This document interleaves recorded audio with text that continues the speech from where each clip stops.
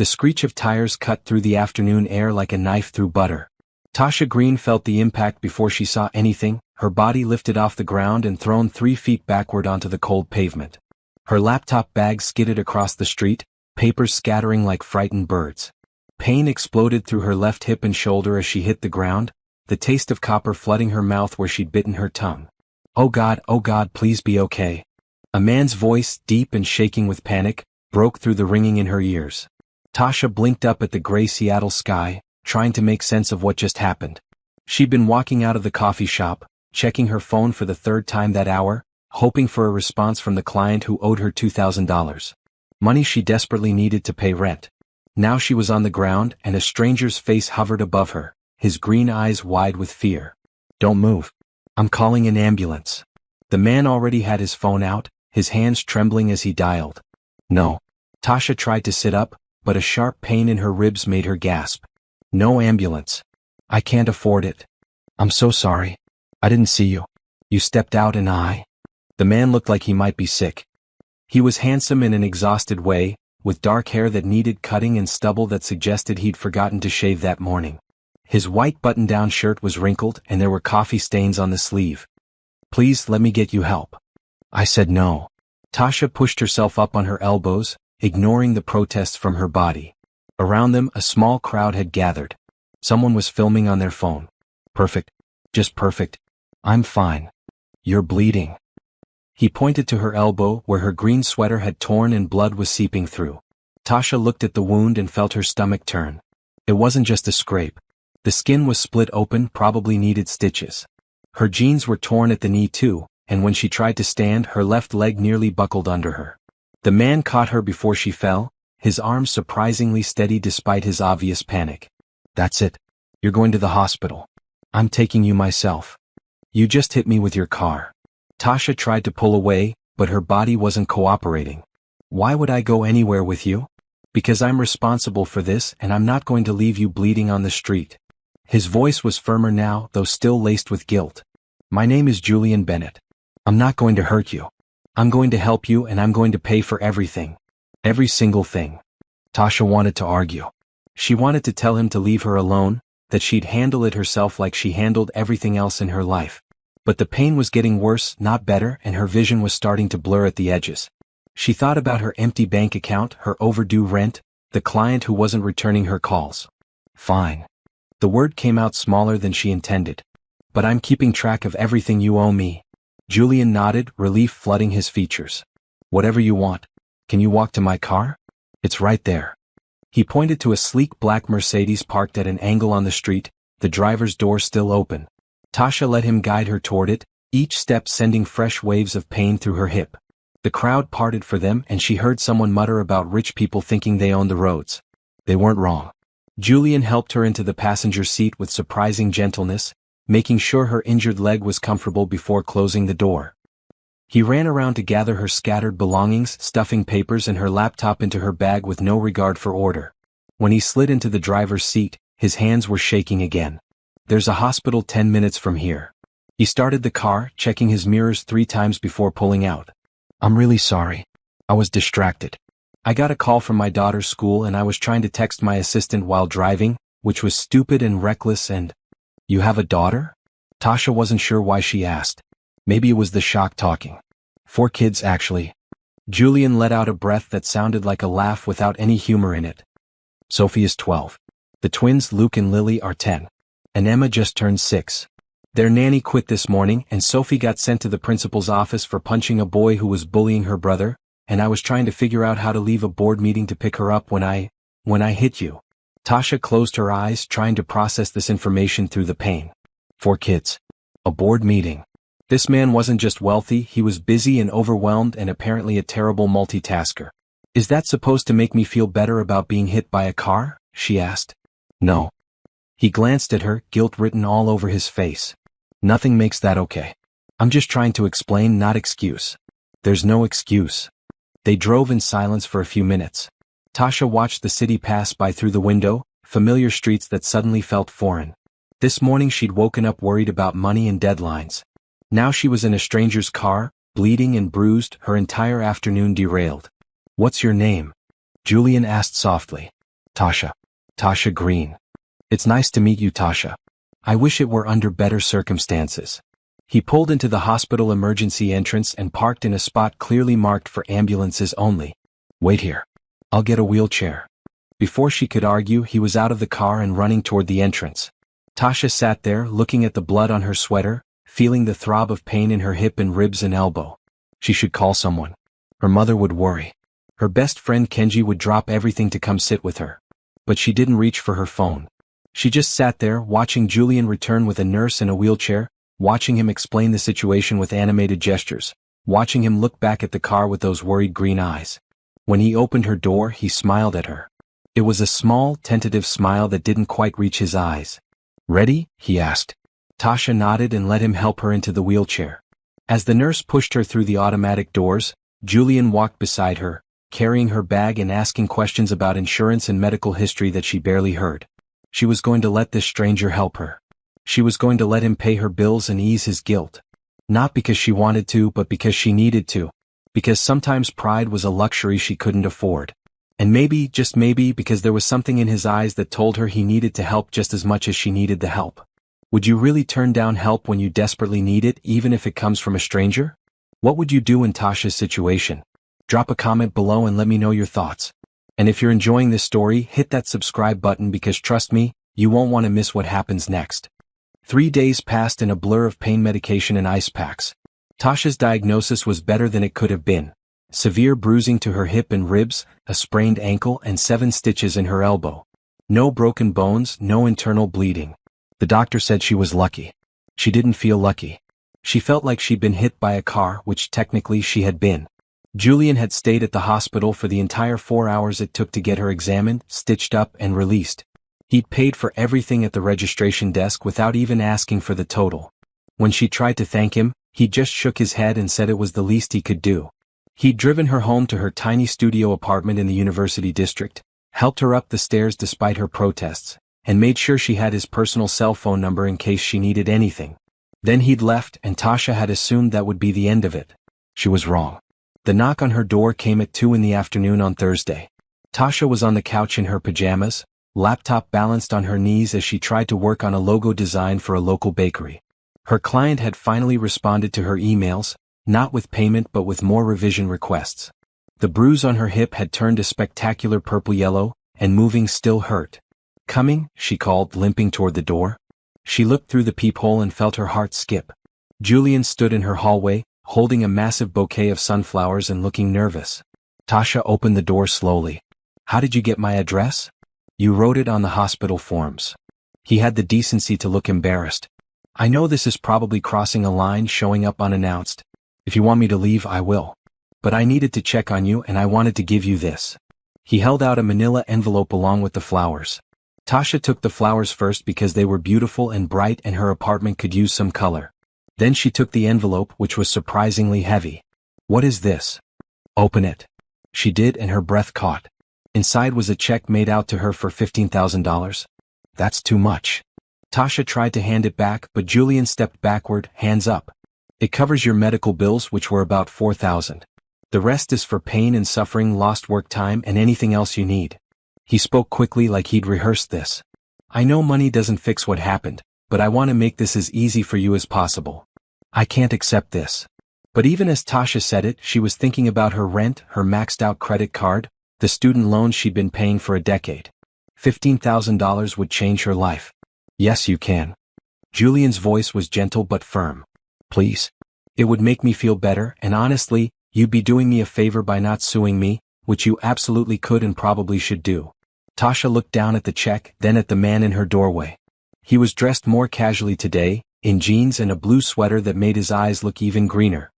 He looked less exhausted than he had on Monday, though there were still dark circles under his eyes. Come in, she heard herself say. I need to sit down and we should probably talk about this. Relief washed over Julian's face. Thank you. Her apartment was embarrassingly small, especially compared to what she imagined his house looked like.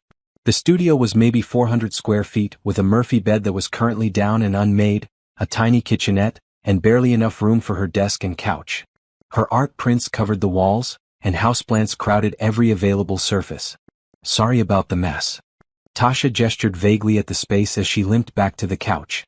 It's not messy. It's lived in. Julian remained standing, looking at her artwork with genuine interest. Did you do these? Most of them. I'm a graphic designer and illustrator. Tasha set the flowers on her coffee table, which was really just a storage ottoman. Or I try to be. The steady income part is still a work in progress. These are incredible. He leaned closer to examine a digital illustration of the Seattle skyline she'd done in shades of blue and green. The way you've captured the light reflecting off the buildings, it's like the city is alive. Something warm flickered in Tasha's chest at the genuine appreciation in his voice. Most people just nodded politely at her work. Thank you. That one's actually for sale if you're interested. She meant it as a joke, but Julian pulled out his phone. How much? 300? Tasha named a price lower than she usually charged because he'd already given her $15,000 and she felt weird about it. I'll give you 500 and I want 2 more pieces for my office. He was already typing something on his phone. Do you have a website where I can see your portfolio? Julian, stop. Tasha held up her hand. You don't have to buy my art. You've already done more than enough. He looked up from his phone, confused. I'm not buying it because I feel guilty. I'm buying it because it's good. My office is boring and corporate, and I've been meaning to add some local art. This is perfect. Tasha studied his face, looking for signs of pity or obligation. She found neither. Okay, she said slowly. My website is tashagreendesigns.com. But seriously, you don't have to do this. I want to. Julian sat down in the chair across from her, careful to leave a respectful distance. Can I be honest with you about something? Please. The last 3 days have been some of the hardest of my life and I've had some pretty difficult days. He rubbed his face with both hands. I kept thinking about you lying on that street and how different it could have been. How I could have killed you because I was too distracted to pay attention. I haven't slept well. Every time I close my eyes, I see you falling. Tasha's throat tightened. She'd been so focused on her own pain and inconvenience that she hadn't considered what this might have done to him. I'm okay, she said softly. Bruised and sore, but okay. I know. But you might not have been, and that's on me. Julian met her eyes. So please take the check. Let me commission some artwork. Let me do something to make this better because I need that almost as much as you probably need the money. Am I right about that? The money? Tasha wanted to lie, to pretend she was fine financially and didn't need his help. But the check in her hand represented freedom from the stress that had been crushing her for months. Yes, she admitted. You're right about the money. Things have been tight. Then we're helping each other. Julian smiled, and this time it reached his eyes. You're letting me sleep at night, and I'm helping you with rent or bills or whatever you need. Deal? Deal. Tasha found herself smiling back. But I'm still going to do good work on those art pieces. No charity. I wouldn't want charity. I want art that makes my boring tech office look less like a soul-sucking corporate prison. They both laughed and something shifted in the room. The awkwardness faded, replaced by something easier. Can I ask you something? Tasha shifted on the couch, trying to find a position that didn't hurt. Why tech? What does your company do? Julian's whole face changed, lighting up with enthusiasm. We develop educational software for kids with learning differences. My son Luke has dyslexia, and when he was younger we couldn't find good tools to help him. So I created them. That's actually amazing. It started as a dad trying to help his kid and turned into a company with 200 employees. He shrugged, but Tasha could tell he was proud. We're not changing the world, but we're helping some kids read better, and that feels pretty good. They talked for another hour. Julian told her about his children, how Sophie was fierce and protective, how the twins were complete opposites despite being identical, how Emma still believed in fairies. Tasha talked about her struggle to build a client base, her dream of opening a small design studio, her love for Seattle despite the rain. When Julian finally stood to leave, Tasha felt almost disappointed. Thank you for letting me visit, he said. And for accepting the check. You have no idea how much better I feel. Thank you for the flowers and the art commission. Tasha walked him to the door, her limp less pronounced than it had been an hour ago. And for staying at the hospital. I forgot to thank you properly for that. Julian paused in the doorway. Can I ask you something now? Sure. Would you have dinner with me sometime? After you're feeling better? He rushed to add, not as an apology or obligation. Just because I enjoyed talking to you and I'd like to do it again. Tasha's first instinct was to say no. This was complicated enough already. But then she looked at his hopeful expression and thought about how easy the conversation had been, how genuine he seemed. "Yes," she said. "I'd like that." His smile could have lit up the entire building. "Great. I'll call you next week, give you time to heal. Take care of yourself, Tasha." After he left, Tasha sat back down on her couch and looked at the check in her hand. $15,000. A dinner date. 3 art commissions. 3 days ago she'd been hit by a car. Now her life was somehow better than it had been before the accident. She picked up her phone and called her mother. "Mama, you're never going to believe what just happened." The following Friday, Tasha stood in front of her closet and second-guessed every piece of clothing she owned. Julian had called that morning to confirm their dinner date, but with one small change in plans. "I'm so sorry," he'd said, and she could hear car horns in the background. "My mom was supposed to watch the kids tonight, but she came down with the flu. I completely understand if you want to reschedule, but I was wondering if maybe you'd be okay with me picking you up a bit early? I need to get the kids from their after-school program and then we could." "It's fine," Tasha had interrupted, surprising herself. "I don't mind meeting your kids." Now, as she settled on dark jeans and a red blouse that made her skin glow, she wondered if she'd made a mistake. Meeting a man's children on a first date seemed like jumping several steps ahead. But Julian had sounded so relieved, so grateful, that she couldn't bring herself to regret it. Her phone buzzed. Julian's text read, "Outside. No rush." Tasha grabbed her purse, checked her reflection one more time and headed downstairs. Her injuries had healed well over the past week. The stitches in her elbow were dissolving on their own, and the bruises had faded to a dull yellow-green that she could almost ignore. Julian's car was impossible to miss, and so was his smile when she opened the passenger door. "You look beautiful," he said, then immediately looked embarrassed. "Sorry, was that too much? I'm out of practice at this." It was perfect.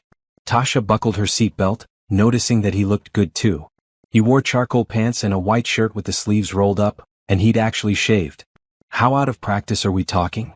"I haven't been on a date in about 7 years. Julian pulled away from the curb. "My wife, Caroline, died when Emma was born. There were complications during delivery. Since then, it's just been me and the kids and a rotating cast of nannies who eventually get tired of the chaos."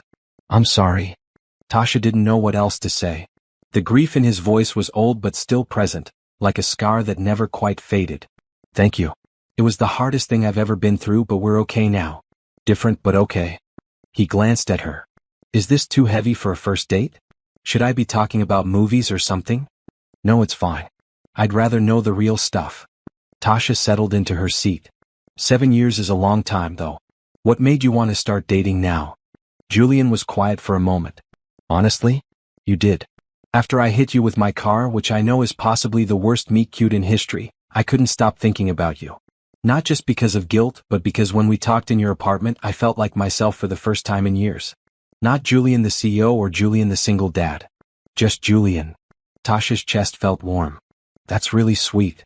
Sophie told me I needed to get a life beyond work and kids. She's 12 and already worried about me dying alone." He laughed. "When I told her I was taking someone to dinner tonight, she interrogated me for 20 minutes and made me promise to be a gentleman. I like her already." They pulled up to a large brick building with a colorful sign that read Bright Futures After School Program. Children were visible through the windows playing games and working on crafts. Julian parked and turned to Tasha. "Last chance to back out. My kids are a lot. I work with chaos every day." Tasha unbuckled her seatbelt. "I'm a freelancer.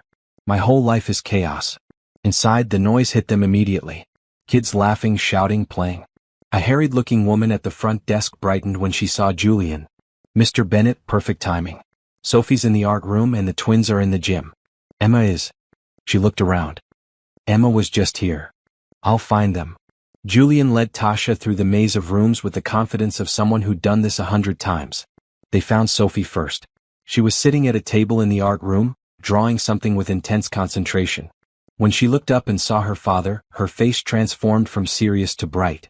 Then she saw Tasha and her eyes narrowed slightly. "Sophie, this is my friend Tasha." Julian's voice was gentle. "Tasha, this is my daughter Sophie." "Hi, Sophie." Tasha gave a small wave, remembering what it was like to be 12 and protective of her parents. "Are you the lady Dad hit with his car?" Sophie asked bluntly. "Sophie," Julian warned. "What?" "I'm just asking."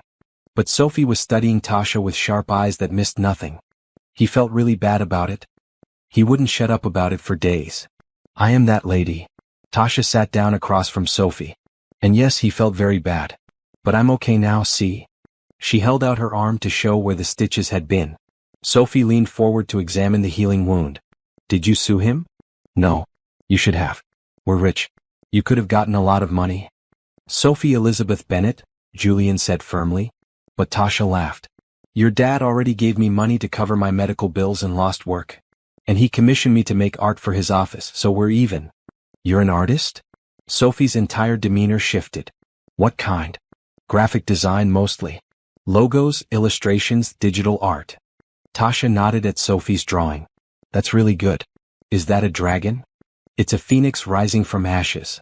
Sophie pushed the paper toward her. I'm doing a whole series on mythological creatures who represent rebirth and transformation. This one's for my art class. Tasha studied the drawing more closely. It was surprisingly sophisticated for a 12-year-old, with attention to shading and proportion that suggested real talent. This is incredible. Have you thought about going to art camp this summer? There's an amazing program at the community college. Sophie's face fell. Dad says we're too busy for camps this summer. I said we'd talk about it, Julian corrected. Come on, let's get your brother and sisters so Miss Tasha doesn't think we've forgotten about dinner. Finding the twins was easier. Luke and Lily were in the gym playing basketball with a group of other kids.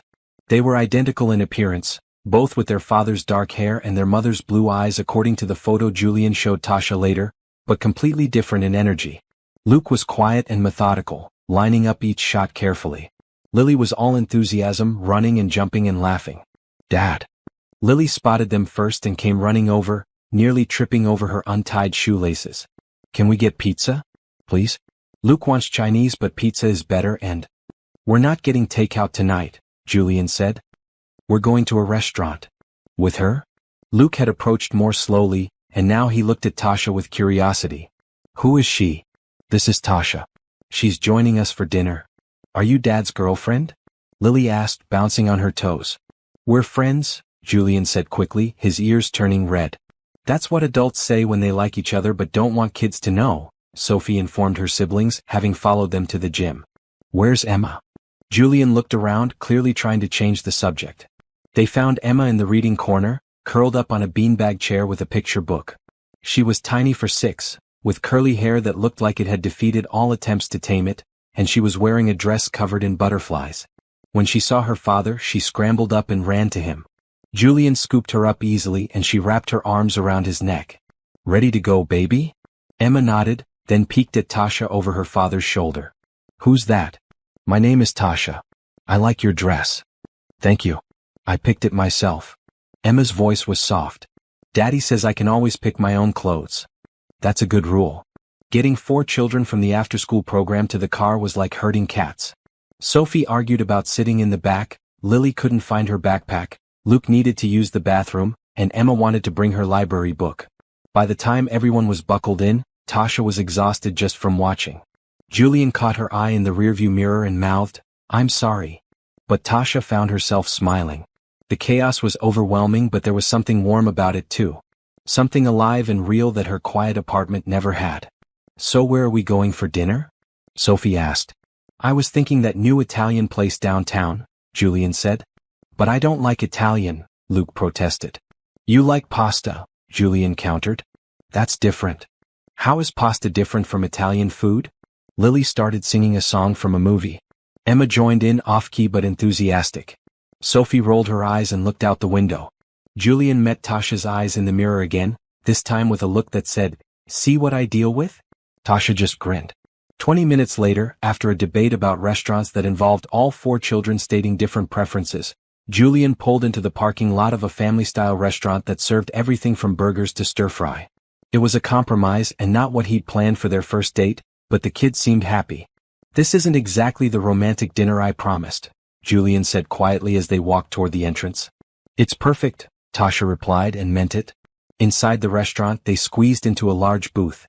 Emma immediately attached herself to Tasha's side, which seemed to surprise everyone, including Julian. Emma's usually shy with new people, he whispered.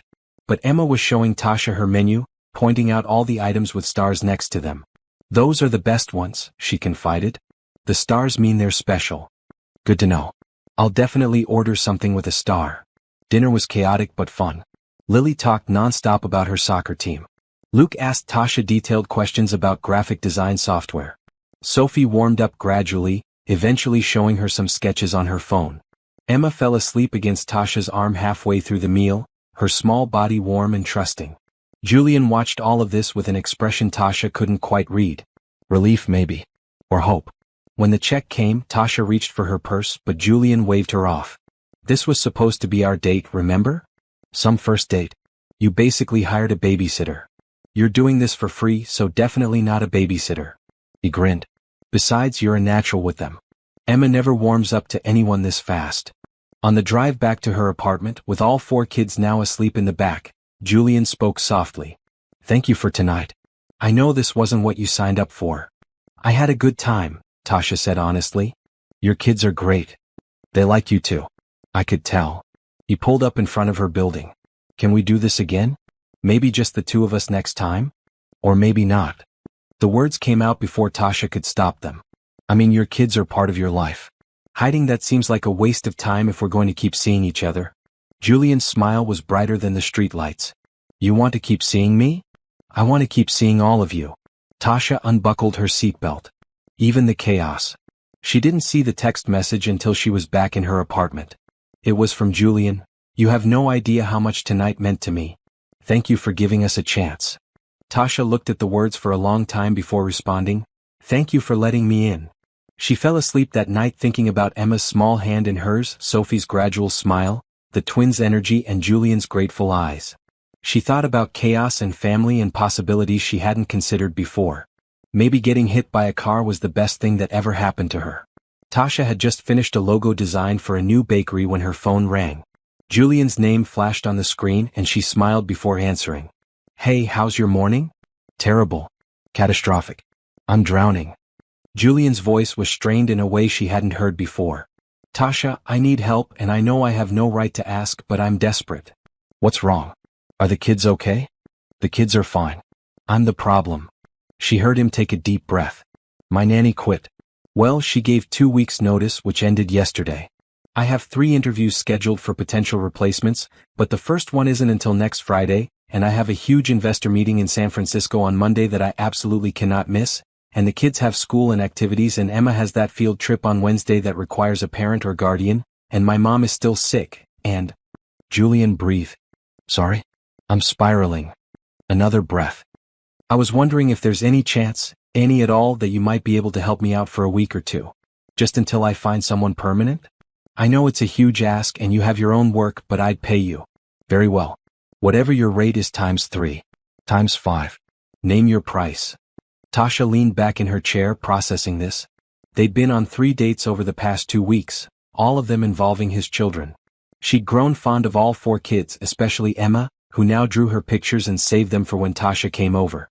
But becoming their nanny, even temporarily, was a completely different level of involvement. What exactly would this entail? She asked carefully. Living in the guest house on my property so you're there in the mornings to get them ready for school. Picking them up from after-school programs.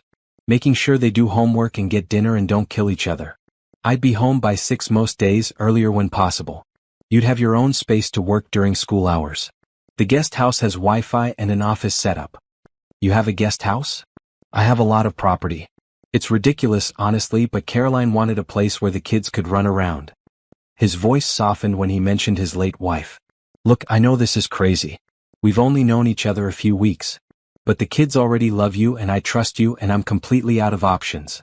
Tasha thought about her current situation. Her freelance income was unpredictable at best. She was still living in a tiny studio apartment, still worrying about bills despite the check Julian had given her. The money from this arrangement could help her finally save enough to rent a proper studio space for her design business. More than that, though, she genuinely cared about those kids. The thought of them being shuffled around to different temporary caregivers while Julian scrambled to find help made her heart hurt.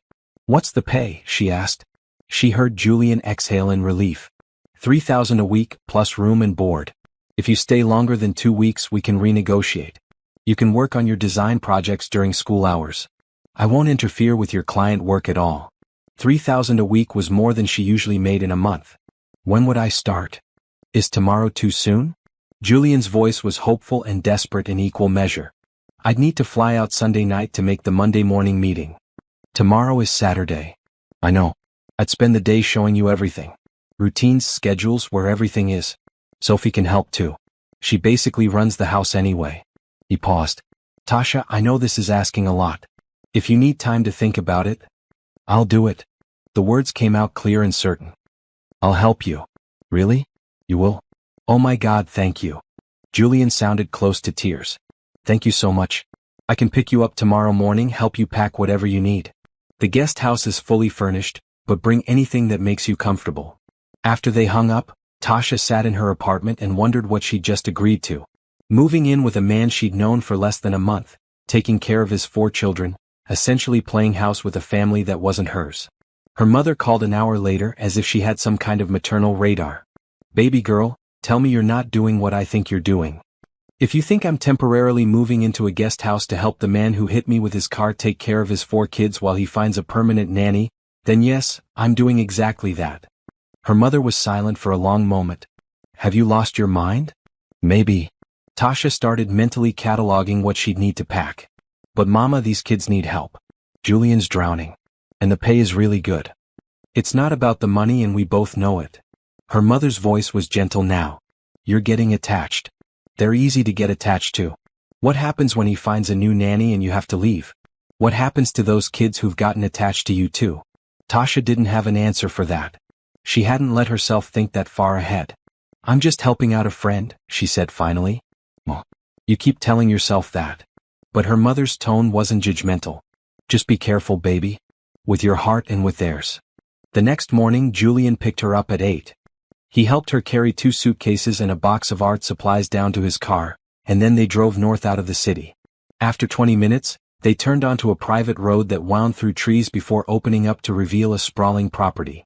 The main house was beautiful but not ostentatious, a modern design with lots of windows and natural wood. But it was the guest house that made Tasha catch her breath.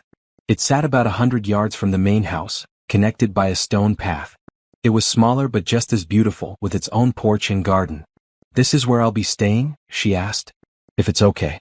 There's a bedroom, full bathroom, living room, and office space. The kitchen is small but functional. Julian carried her suitcases to the door. The kids know you're coming. They're excited. Well, Sophie is pretending not to be excited, but she spent an hour last night making a welcome sign for your door. Sure enough, when Julian opened the door, there was a hand-drawn sign taped to the inside that read, Welcome Tasha, in colorful letters surrounded by drawings of flowers and birds. The guest house was perfect. Everything was clean and bright, with comfortable furniture and art on the walls. The office space had a large desk, a good chair, and a window that looked out onto the garden. I can't believe this is where I'll be working, Tasha said, running her hand along the desk. It's all yours. Wi-Fi password is on that sticky note. Julian set down her suitcases. Come on, let's get you settled in the main house. The kids are waiting. The next few hours were a whirlwind of information. Julian showed her where everything was, from the kids' school supplies to the emergency contacts on the refrigerator. He went over schedules. Sophie had debate club on Tuesdays and Thursdays, the twins had soccer practice on Mondays and Wednesdays, Emma had dance class on Fridays. There were meal preferences, bedtime routines, and a list of rules that seemed reasonable. Sophie can help with a lot of this, Julian said as they stood in the kitchen. She's been helping manage her siblings since she was 8. I probably rely on her too much, but she's so capable. Where are the kids now? Playroom. They're giving us space to talk, but Emma keeps peeking around the corner to see if you're still here. As if on cue, a small curly head appeared from behind the doorframe. Emma, come here. Julian waved her over. You can say hi. Emma ran to Tasha and hugged her legs. You're staying? For a little while, yes. Forever. Julian and Tasha locked eyes over Emma's head. We'll see, baby, Julian said gently. But Tasha's going to take care of you while Daddy's away, okay? You need to be good for her. I'm always good, Emma said, which made both adults laugh. Sophie appeared next, trying to look casual but clearly curious. Is the guest house okay? It's perfect. Thank you for the sign. Sophie's cheeks turned pink. It was Emma's idea. No, it wasn't, it was yours, Emma said loyally. The twins came in together as they usually did. Lily immediately started talking about her soccer game that afternoon, while Luke asked if Tasha knew how to help with long division homework. I'm okay at math, Tasha said. We'll figure it out together. They all had lunch together, a chaotic affair involving sandwich making and debates about whether tomatoes belonged on sandwiches. Then Julian took Lily to her soccer game while Tasha stayed back with the other three, starting to get a feel for the rhythm of the house. By evening, she was exhausted but in a good way. The kids were easy to be around and the house felt warm despite its size. When Julian returned with Lily, he found Tasha helping Luke with his homework while Sophie read to Emma on the couch. "This is nice," he said quietly, standing in the doorway. That night, after all the kids were in bed, Julian walked Tasha back to the guest house. "Are you sure about this?" he asked. "It's not too late to change your mind." "I'm sure." Tasha unlocked her door. "Your kids are great, Julian. This isn't a hardship. It will be sometimes. They're not always angels. Sophie gets moody, the twins fight, Emma has nightmares." He ran a hand through his hair. "I'm probably forgetting 100 important things I should tell you. Then call me when you remember. Or text. I'll figure it out." She smiled at him. "Go to San Francisco. Close your deal. Your kids will be fine." Julian stepped closer, and for a moment Tasha thought he might kiss her. Instead, he took her hand and squeezed it gently. "Thank you," he said. "For all of this. For giving us a chance. For not running away when you realized how complicated my life is." "Your life is complicated because it's full," Tasha replied. "That's not a bad thing." After he left, Tasha stood on her porch and looked at the main house, where lights glowed in the windows. Somewhere inside, 4 kids were sleeping, trusting her to take care of them. And somewhere in that house was a man who was starting to mean more to her than she'd expected. Her mother's warning echoed in her head. What happens when you have to leave? Tasha pushed the thought away. She'd deal with that when the time came. For now, she was going to focus on the present. On homework help and soccer practices and bedtime stories. On being there for a family that needed her. Even if it was only temporary. The first morning alone with the kids was controlled chaos. Julian had left for the airport at 6, after waking Tasha up to go over last-minute instructions that he'd apparently forgotten to mention the day before. Now it was 7:30 and she needed to get 4 children dressed, fed, and out the door in 45 minutes. "Emma, you can't wear that to school," Tasha said for the 3rd time. Emma had changed from her butterfly dress into a fairy costume complete with wings. "It's not dress-up day. But I want to be a fairy." "You can be a fairy after school." Tasha knelt down to Emma's level. "Please put on the blue dress we picked out? Will you braid my hair like a fairy princess?" "Yes, if you get dressed right now." Emma ran off, and Tasha turned to find Luke sitting at the kitchen table with his cereal, looking upset. "What's wrong?" "I can't find my math homework. I did it last night but now it's gone." His voice was tight with frustration. "Okay, we'll look for it. When did you last see it?" "On my desk before bed." Sophie appeared, already dressed and ready, her backpack on her shoulder. Emma probably took it to draw on the back. Check the art supplies. She was right. Emma's art supply box contained Luke's math homework, now decorated with crayon flowers around the edges. "Emma," Luke groaned. "I made it pretty," Emma said, emerging in her blue dress but still holding the fairy wings. Tasha looked at the homework. The math was still legible and Emma's additions were actually kind of charming. "Your teacher will love it. It's artistic." Luke didn't look convinced, but he took the paper. Lily came downstairs with her soccer uniform on instead of school clothes. "Practice isn't until after school," Tasha reminded her. "I know, but I want to be ready." "You'll be ready when you change after school. Go put on regular clothes." "But..." "Now please. We leave in 20 minutes. Somehow they made it out the door with 2 minutes to spare. Tasha drove them to school in Julian's second car, a practical SUV that was easier to manage than his Mercedes. The elementary school and middle school were on the same campus, which helped. Sophie got out first, giving a small wave before joining her friends. "Bye, Tasha," Emma called, dragging her backpack behind her. "Have a good day, baby. I'll be here at 3 to pick you up." After drop-off, Tasha drove back to the house in blessed silence. She had 6 hours before pickup, 6 hours to work on her design projects and maybe remember what her life was like before it involved managing 4 schedules. The guest house felt like a sanctuary. She made coffee, opened her laptop and looked at her to-do list. 3 client projects needed attention, including a website redesign for a local nonprofit that had a tight deadline. She dove into the work, losing herself in color schemes and layouts. When her phone alarm went off at 2:30, she was shocked. The day had disappeared. She'd accomplished more in 6 hours than she usually did in 2 full days, probably because she knew her time was limited. Pickup was smooth.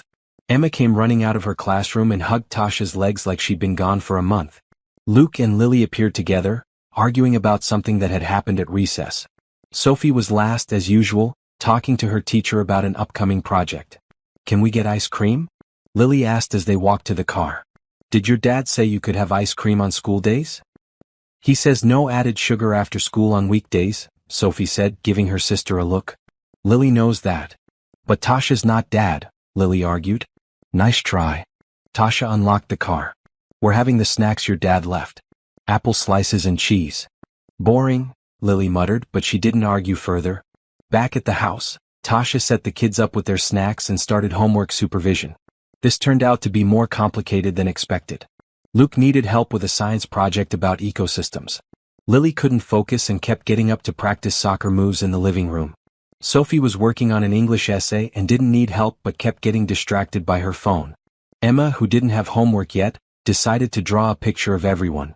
She narrated as she drew, "This is Daddy and this is Sophie and this is Luke and Lily and this is me and this is Tasha. We're all holding hands because we're a family." Tasha's heart squeezed at that, but she didn't correct her. How could she explain to a 6-year-old that she was just temporary? Dinner was another adventure. Julian had left instructions for simple meals, and Tasha had decided on spaghetti with marinara sauce. She'd cooked plenty of times for herself but never for 4 kids with different preferences. "I don't like sauce," Luke said. "Can I have butter instead?" Emma asked. "I'm not hungry," Sophie announced, though Tasha suspected this was teenage posturing rather than actual lack of hunger. Only Lily ate without complaint, going back for seconds and thirds. After dinner came baths, which Tasha quickly learned was its own special kind of chaos. Emma wanted to bring 12 toys into the tub. Luke needed supervision because he'd get distracted and forget to actually wash. Lily splashed water everywhere. Sophie was old enough to shower on her own, thankfully. By 8 o'clock, all 4 kids were in pajamas. Emma asked for a bedtime story, which led to Luke and Lily wanting to listen too. They all piled into Emma's room, and Tasha read 3 picture books before Emma's eyes finally started to close. "Tasha?" Emma's voice was sleepy. "You're not going to leave, are you?" "I'll be here in the morning," Tasha said, which wasn't exactly an answer. "Good. I like when you're here. Daddy's happier." After the kids were asleep, Tasha video called Julian to give him an update. He answered immediately and she could see a hotel room behind him. "How was day 1?" he asked. "We survived. Everyone's fed, clean and sleeping." "You're amazing." He looked exhausted but relieved. "I've been worrying all day. We had a few hiccups but nothing major." Emma tried to wear a fairy costume to school, Luke's homework got decorated, and Lily wanted ice cream but we worked it out. Julian laughed. "That sounds about right. Did Emma draw another picture?" "How did you know?" "She always draws when big changes happen. It's her way of processing." He shifted and Tasha could see papers spread out on the bed behind him. "How are you?" "Really? Tired? But good tired." Tasha curled up on the couch in the guest house. "Your kids are great, Julian. They like you a lot. Sophie texted me earlier to say you were doing a good job." He smiled. Coming from her, that's high praise. They talked for another 20 minutes, and Tasha found herself relaxing into the conversation. Julian told her about his meeting, which had gone well. She told him about the funny things the kids had said. It felt domestic and comfortable, like they'd been doing this for years instead of days. "I should let you get some sleep," Julian finally said. "You've got another full day tomorrow. When do you come back?" "Thursday night if everything goes well." "Think you can handle 3 more days?" "I think I can handle it." Tasha smiled. The kids can handle it anyway. The next few days fell into a rhythm. Tasha learned the shortcuts. Let Lily wear her soccer warm-ups under her school clothes to save time. Give Luke extra time for breakfast because he was slow in the mornings. Help Emma pick out her clothes the night before. Leave Sophie alone unless she asked for help. She also learned the hard parts. Luke had dyslexia, which meant reading homework took 3 times longer than it should.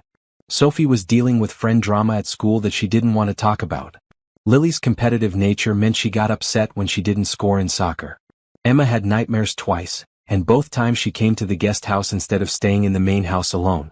"I'm scared," Emma whispered the second time, standing at Tasha's door in her pajamas. "Come here, baby." Tasha let her in and made space on the couch. "What were you dreaming about?" "I don't remember. Just scary things." Emma curled against her side. Will you stay with me?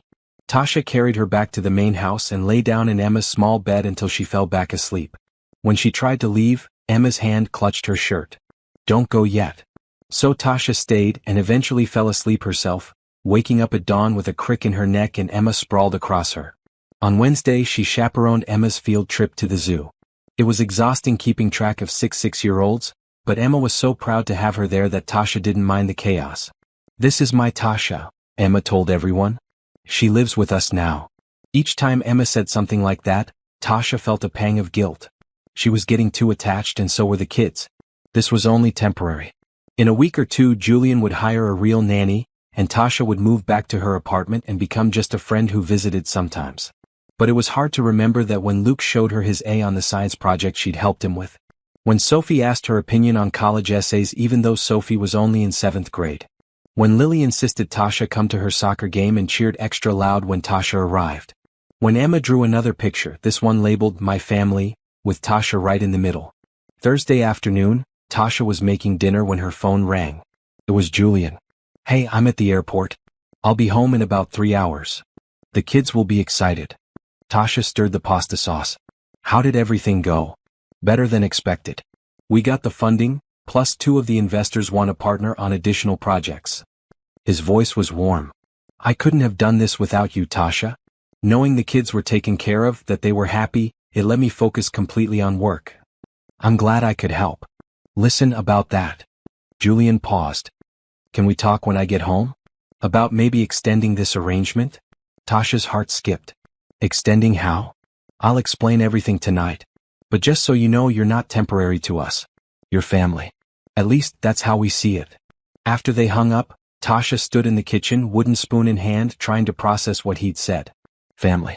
Not temporary. Extending the arrangement. What did that mean? Is Dad coming home? Sophie had appeared in the doorway. In a few hours. Good. The house is better when he's here. Sophie moved into the kitchen and started setting the table without being asked. It's better when you're here too. Sophie. I know you're probably going to leave soon. When Dad finds a real nanny.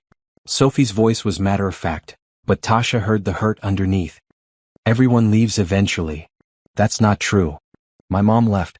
5 nannies have left. Even Mrs. Peterson next door moved away last year. Sophie aligned the forks precisely. People always leave. Tasha set down the spoon and pulled Sophie into a hug. The girl stiffened at first, then melted into it.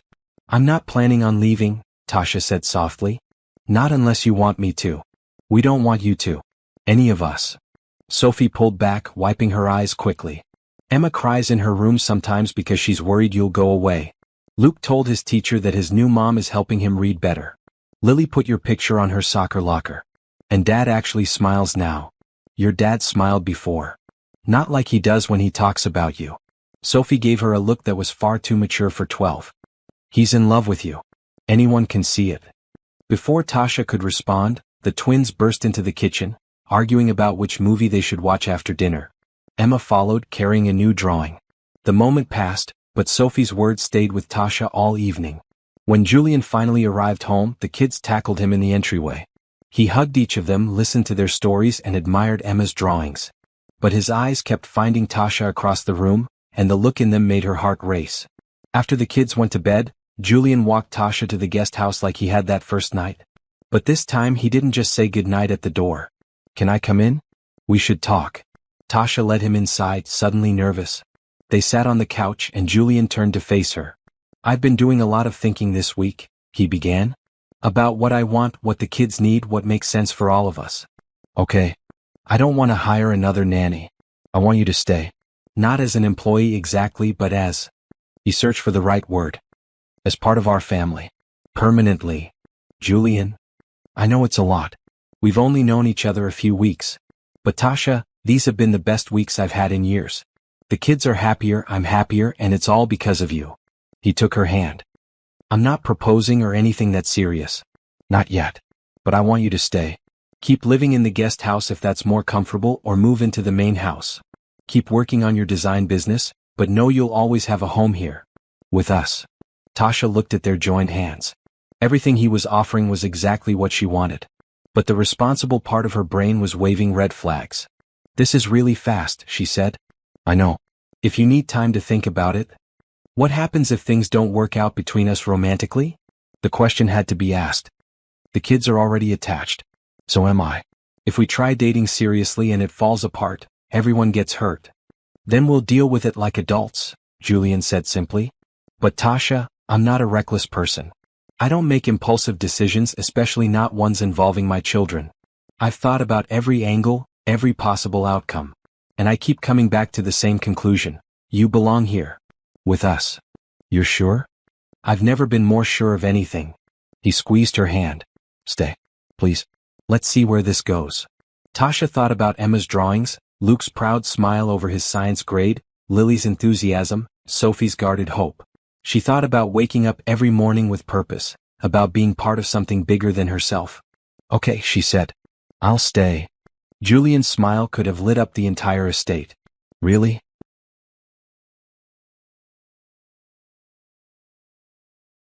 Really? But I'm keeping the guest house for now. We should take things slow. Slow is good. Slow works. He pulled her into a hug and Tasha let herself relax into it. Thank you. For everything. For giving us a chance. That night after Julian left, Tasha lay in bed and thought about how her life had changed. A month ago she'd been alone in a tiny apartment, struggling to make ends meet. Now she was part of a ready-made family, living on a beautiful property, and falling for a man who looked at her like she was the answer to every question he'd been asking. It was fast. It was scary. It was probably a little bit crazy. But it was also right. 3 months passed like water flowing downstream, natural and easy. Tasha settled into life at the Bennett estate in ways she never expected. The guest house became her sanctuary, decorated with her artwork and houseplants from her old apartment. She'd converted the office into a proper studio, and her design business flourished with the stability of not worrying about rent. But most of her time was spent in the main house, where the lines between nanny, girlfriend, and family member blurred more each day. Tasha, can you help me with this essay? Sophie appeared in the kitchen one Saturday morning. It's about someone who inspires you, and I'm writing about you. Me? Tasha looked up from the grocery list she was making. Why me? Because you're the only adult who actually listens when I talk about art. Sophie sat down at the kitchen table. My teacher says I need more specific examples. Can I interview you? Sure, but maybe pick someone more interesting. What about your art teacher, or? I want to write about you. Sophie's jaw was set in that stubborn way she had. You're the one who encouraged me to enter that poster contest. You're the one who spent 3 hours helping me perfect my shading technique. You're the one who told me that art isn't just a hobby, it can be a real career. Tasha's throat felt tight. Okay. Interview away. They spent the next hour talking about art, creativity, and following dreams even when they seemed impractical. Sophie took notes furiously, and by the end she was smiling in a way that made her look younger than her 12 years. Thanks, Tasha. This is going to be a great essay. You're welcome. Now go get your brother to help you clean the playroom like I asked an hour ago. Sophie rolled her eyes but went without arguing, which was progress. Julian came into the kitchen a few minutes later, carrying Emma on his shoulders. What was that about? Sophie's writing an essay about me for school. Of course she is. Julian set Emma down and she immediately ran to Tasha for a hug. You're her hero. You're everyone's hero around here. Stop exaggerating.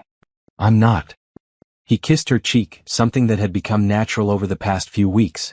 They still hadn't officially defined their relationship beyond dating, but moments like this felt comfortably domestic. My mother's coming to visit next week, by the way. Tasha froze. Your mother? Don't look so worried. She's going to love you. Does she know about me? About us. She knows I'm seeing someone who's wonderful with the kids and makes me happy. That's all she needs to know. Julian grabbed an apple from the fruit bowl. Although fair warning, she's very Catholic and will probably ask about our intentions. Our intentions? Marriage, babies, the whole traditional path. He said it casually like he was discussing the weather. I'll handle it. You just be yourself. The following week, Tasha stress cleaned the entire guest house twice before Julian's mother arrived. Diane Bennett was a tiny woman in her 70s with silver hair and sharp blue eyes that missed nothing. She swept into the house like a small tornado, hugging her grandchildren and immediately spotting every change Tasha had made to the household. Someone reorganized the spice cabinet, Diane observed, running her finger along the alphabetically arranged jars. And these curtains are new. Much better than those dreary beige ones Julian picked out. I helped choose those. Julian looked mildly offended. They were awful, darling. Accept it. Diane turned to Tasha. You must be Tasha. I've heard so much about you. It's nice to meet you, Mrs. Bennett. Tasha shook her hand, which was surprisingly strong for such a small woman. Call me Diane. Now let's have tea and you can tell me all about yourself. Julian, take the children outside. We need girl talk. Julian gave Tasha an apologetic look but herded the kids out to the backyard. Tasha followed Diane to the living room, where tea was already set up, which meant someone had planned this interrogation in advance. So, Diane said, pouring tea with practiced grace. You're the woman who's captured my son's heart. I don't know about captured. Tasha accepted the cup. We're just seeing where things go. And while you're seeing where things go, you're living on his property and raising his children. Diane's eyes were kind but penetrating. That's quite a commitment for someone who's just seeing where things go. I know it looks fast. It is fast. But I care about your son and those kids. I'm not here to take advantage or... Child, relax. Diane set down her teacup. I'm not attacking you. I'm trying to understand. Julian hasn't brought anyone around since Caroline died. The fact that you're here, integrated into his life and the children's lives, tells me something real is happening. Tasha relaxed slightly. He's a good man. He works too hard and he worries too much, but he's trying his best. He is trying his best. Diane smiled. And from what I can see, you help him do that. The house feels warmer. The children seem more settled. And my son, he smiles again. Really smiles, not just that polite thing he does at business meetings. They make it easy. Tasha looked out the window where Julian was playing tag with the kids. This family, they welcomed me when they had no reason to. I was just a stranger their dad hit with his car. Diane laughed, a bright sound that made her seem younger. Yes, Julian told me about that. Worst meet cute in history, he said. She leaned forward. Can I tell you something? As someone who loved Caroline like a daughter and who loves my son more than life itself. Of course. Caroline was wonderful. She was my son's first love, the mother of my grandchildren, and I still miss her every day. Diane's eyes were wet but her voice was steady. But she's gone. And Julian has been stuck for 7 years, afraid to move forward because he thought moving forward meant forgetting. You're not replacing Caroline. You're helping him remember how to live again. I would never try to replace her. I know. That's why you're perfect for him. Diane patted Tasha's hand. Now, tell me about this design business of yours. Julian showed me your website. You're very talented. They talked for another hour, and Tasha found herself genuinely enjoying Diane's company. The older woman was sharp and funny, with stories about raising Julian and his sisters that made Tasha laugh until her sides hurt. When Julian and the kids came back inside, muddy and happy, Diane took one look and shooed them toward the bathroom. Bass. All of you. Don't track mud through Tasha's clean house. It's not my house, Tasha protested. Isn't it? Diane raised an eyebrow. You live here, you take care of it, you've made it a home again. Sounds like your house to me. That night, after Diane had gone to the guest room she was using for her visit and the kids were asleep, Julian found Tasha on the back porch. Did she grill you? He asked, sitting beside her on the porch swing. A little. But I like her. She likes you too. She told me you're good for me and I'd be an idiot to let you go. Julian put his arm around her shoulders. Not that I was planning on it. Your mom said something today that's been on my mind. Tasha leaned into him. She said I'm helping you remember how to live again. Is that true? Were you just going through the motions before? Julian was quiet for a moment. Yeah. I was surviving, not living. Making sure the kids were okay, running my company, but not really present for any of it. He turned to look at her. Then I hit you with my car. Romantic. Right? He laughed. But seriously, meeting you, it woke something up in me. Suddenly I wanted to do more than just survive. I wanted to laugh again, to look forward to coming home, to imagine a future that wasn't just getting through each day. I feel the same way. Tasha took his hand. Before you, I was just floating. Working, paying bills, hoping something would change. Now I have purpose. I have people I care about who care about me back. The kids adore you. Emma told my mother you're her new mom. She didn't. She did. And before you panic about that, my mom thought it was sweet. Julian kissed her temple. Luke told his teacher you're the best thing that ever happened to our family. Sophie wrote that entire essay about you. And Lily put your picture in her locker next to the one of me. They're good kids. They're happy kids now. Because of you. He pulled her closer. I know we've been taking things slow and that's good. But Tasha, I need you to know something. I'm in love with you. Completely. And I'm not going anywhere. Tasha's heart stuttered. Julian? You don't have to say it back. I just needed you to know how I feel. He stroked her hair gently. You've become essential to me, to us. I can't imagine my life without you in it. I love you too, Tasha said, the words coming easily. I have for a while now. I was just scared to say it out loud. Julian's smile was radiant. He cupped her face in his hands and kissed her, soft and sweet and full of promise. When they pulled apart, Tasha was breathless. Stay tonight, Julian whispered. In the main house. With me. We don't have to do anything, I just want to fall asleep with you and wake up with you. Your mother is here. She's a modern woman. She'll survive. He stood and held out his hand. Come on. Let's stop pretending we're not building something real here. Tasha took his hand and let him lead her inside. They checked on each of the children, tucked in sleeping forms and adjusted blankets. In Luke's room they found one of Tasha's art prints hanging above his bed, something she'd made for him about overcoming challenges. When did he put that up? Tasha whispered. Last week. He said it makes him feel brave. Julian squeezed her hand. In Julian's bedroom, Tasha felt nervous for the first time in weeks. But Julian just gave her one of his t-shirts to sleep in, and they lay down together, his arms wrapped around her. This okay? He asked. It's perfect. They talked in the darkness about everything and nothing. Their childhoods, their dreams, their fears. Julian told her about Caroline, not with sadness but with affection, sharing memories of their time together. Tasha told him about past relationships that hadn't worked, about her struggles with feeling like she wasn't good enough. You're more than good enough, Julian said fiercely. You're everything. Tasha fell asleep in his arms, feeling safer and more content than she ever had in her life. When she woke up, sunlight was streaming through the windows and Julian was watching her with a soft expression. Good morning, he said. Morning. How long have you been awake? About 10 minutes. I didn't want to move and wake you. He brushed a strand of hair from her face. You're beautiful in the morning. I probably look terrible. You look like you belong here. A knock on the door interrupted them, followed by Emma's voice. Daddy? Are you awake? Julian called for her to come in, and Emma pushed open the door, stopping short when she saw Tasha in the bed. Tasha stayed over? Her face lit up like Christmas morning. I did. Is that okay? Emma launched herself onto the bed, wiggling between them. It's the best. Now we're really a family. Over Emma's head, Julian and Tasha shared a look.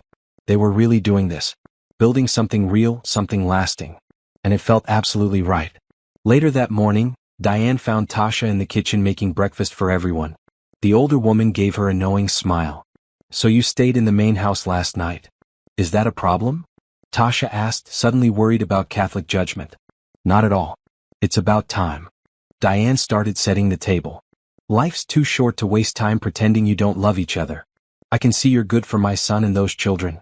That's all I needed to know. The weekend passed in a warm blur. Diane told embarrassing stories about Julian's childhood. They all went to Lily's soccer game, where Tasha cheered so loudly she lost her voice. Sophie showed her grandmother the essay about Tasha, which made Diane tear up. Luke read aloud from a book he'd finished, his dyslexia no longer the barrier it once was thanks to the techniques Tasha had researched and practiced with him. When Diane left on Sunday evening, she hugged Tasha tightly. Take care of my family, she whispered. They need you. I will. I promise. The weeks that followed settled into a new normal. Tasha still kept the guest house as her studio, but most nights she slept in the main house with Julian. They were careful around the kids, not overly affectionate but not hiding their relationship either. The children seemed to accept it naturally, as if this was how things were always meant to be. Tasha's design business continued to grow. Julian introduced her to contacts in the business world, and she landed several corporate clients. She hired an assistant, a recent design school graduate named Kenji who worked remotely and helped manage the increasing workload. One Thursday evening, Tasha was working late in her studio when Julian knocked on the door. Can I come in? Always. He entered carrying 2 glasses of wine and looking nervous in a way she'd never seen before. What's wrong? Tasha saved her work and turned to face him. Nothing's wrong. Everything's right. That's kind of the problem. Julian handed her a glass and sat on the couch. I've been thinking about something. That's ominous. It's not bad, I promise. Just significant. He took a sip of wine. My company is expanding. We're opening offices in 3 new cities, and it means I'll need to travel more over the next year. Maybe 2 weeks a month. Tasha's stomach dropped. Oh. The thing is, I don't want to be away from the kids that much. From you. So I've been considering what that means, what I want moving forward. He set down his glass. The kids need stability. They need someone who's always here, who they can count on no matter what. You're not asking me to choose between you and my business, are you? Tasha felt defensive suddenly. What? No. God, no. Julian moved closer. I'm asking if you'd consider making this permanent. Officially. Moving into the main house completely, not as a nanny or even just my girlfriend, but as their parent. As my partner in everything. Julian, we've only been together a few months. I know. But when you know, you know. He took her hands. I'm not rushing you. Take whatever time you need to think about it. But Tasha, you're already part of this family. The kids call you their bonus mom. Emma tells everyone you're her mother. Luke puts your name on school forms under parent contacts. Sophie asks your opinion on everything. Lily wants you at every game, every event. What exactly are you asking? I'm asking if you'd be willing to make it official. Not marriage, not yet, though I won't lie and say that's not where I hope this goes eventually. But something that tells the kids this is forever. That tells you this is forever. That tells the world you're not just passing through. Tasha's mind raced. This was everything she wanted, but it was also terrifying. What if she wasn't enough? What if she failed these kids who were counting on her? Can I think about it? She asked. Of course. Take all the time you need. Julian kissed her forehead. Just know that whatever you decide, I love you. We all love you. That's not going to change. After he left, Tasha sat in her studio for a long time, looking at the life she'd built. Her artwork covered the walls. Photos of the kids were scattered across her desk. A family calendar hung by the door, marked with soccer games and school events and dentist appointments. She was already all in. She'd been all in since that first dinner when Emma had fallen asleep against her arm. The question wasn't whether she wanted this. The question was whether she believed she deserved it. Her phone rang. It was her mother. Hey, Mama. Hey yourself. You sound troubled. What's wrong? Tasha told her everything, the words pouring out. Julian's proposal to make things official. Her fears about not being enough. Her worry that this was all happening too fast.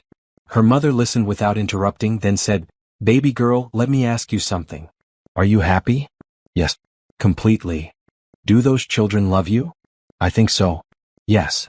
Does that man treat you right? He treats me like I'm the most important person in the world. Then what's the problem? Her mother's voice was gentle. You've spent your whole life waiting for permission to be happy. To take up space. To believe you deserve good things. Well, here's your permission. You deserve all of this. The love, the family, the happiness. Stop waiting for the other shoe to drop and just enjoy what you've found. What if I mess it up? Then you'll fix it. That's what families do. Her mother paused. Tasha, those kids lost their mother. Julian lost his wife. They know what real loss feels like. If they're willing to open their hearts to you, that means they trust you won't hurt them. Don't prove them wrong by running scared. After they hung up, Tasha knew what she needed to do. She walked back to the main house, where she found Julian reading on the couch, glasses perched on his nose in a way that made him look both distinguished and adorable. That was quick, he said, looking up. I thought you'd need more time. I don't need more time. I already know my answer. Tasha sat beside him. Yes, I want to make this official. I want to be here permanently for you and the kids. I want to be a real part of this family. Julian's smile was blinding. He pulled her into his arms, holding her tight. You have no idea how happy you've just made me. I have some idea, Tasha laughed, hugging him back. They talked late into the night about what this would mean. Tasha would officially move into the main house, though she'd keep the guest house as her studio. They'd sit down with the kids together and explain that Tasha was now a permanent part of the family. They'd add her name to school contacts, emergency forms, all the official documents that declared she had a say in these children's lives. There's one more thing, Julian said as they were getting ready for bed. I want to give you something. He pulled a small box from his nightstand drawer. Inside was a key. It's to the house, obviously. But it's also symbolic. Julian placed the key in her palm. This is your home now. Not because I'm allowing you to stay, but because it's yours. You belong here. Tasha closed her fingers around the key, feeling the weight of what it represented. Commitment. Trust. Home. Thank you, she whispered. For taking a chance on me. for letting me into your lives. Thank you for staying after I literally hit you with my car. Julian grinned. Best worst thing I ever did. They told the kids the next morning over breakfast. Tasha had been nervous, but she shouldn't have been. So Tasha's moving in permanently? Sophie asked, looking between them. Yes. She's going to be here always as part of our family, Julian confirmed. Emma squealed and launched herself at Tasha. I knew it. I told everyone at school you were staying forever. Luke smiled quietly, then asked, Does this mean Tasha can come to parent-teacher conferences? If she wants to, absolutely, Julian said. I want to, Tasha assured him. Lily pumped her fist in the air. Yes. Now I have 2 parents at all my games like everyone else. Sophie was the only one who seemed hesitant. She looked at Tasha seriously. You're really not going to leave? I'm really not going to leave, Tasha promised. I know people have left before and I know that's scary. But I love you guys. All of you. I'm not going anywhere. Sophie nodded slowly, then did something she rarely did. She got up, walked around the table and hugged Tasha. Okay. Good. Because we love you too. The rest of breakfast was chaos in the best way. The kids talked over each other, making plans for things they could do now that Tasha was officially staying. Emma wanted to redecorate Tasha's new room in the main house. Luke asked if Tasha could help him build a science project he'd been thinking about. Lily wanted to have a celebration party. Sophie suggested they all take a family photo to hang in the living room. We should do that, Julian agreed. A proper family portrait. That afternoon, they all piled into the car and drove to a local photography studio. The photographer was patient with the chaos, letting the kids be themselves instead of forcing stiff poses. The resulting photos were beautiful and real, capturing Sophie's careful smile, the twins' energy, Emma's joy, Julian's contentment, and Tasha right in the middle of it all where she belonged. When the photos came back a week later, Julian had the best one enlarged and framed. It now hung in the entryway, the first thing anyone saw when they entered the house. A family of 6, happy and whole. Tasha stood looking at it one morning before the kids woke up. 6 months ago, she'd been alone and struggling.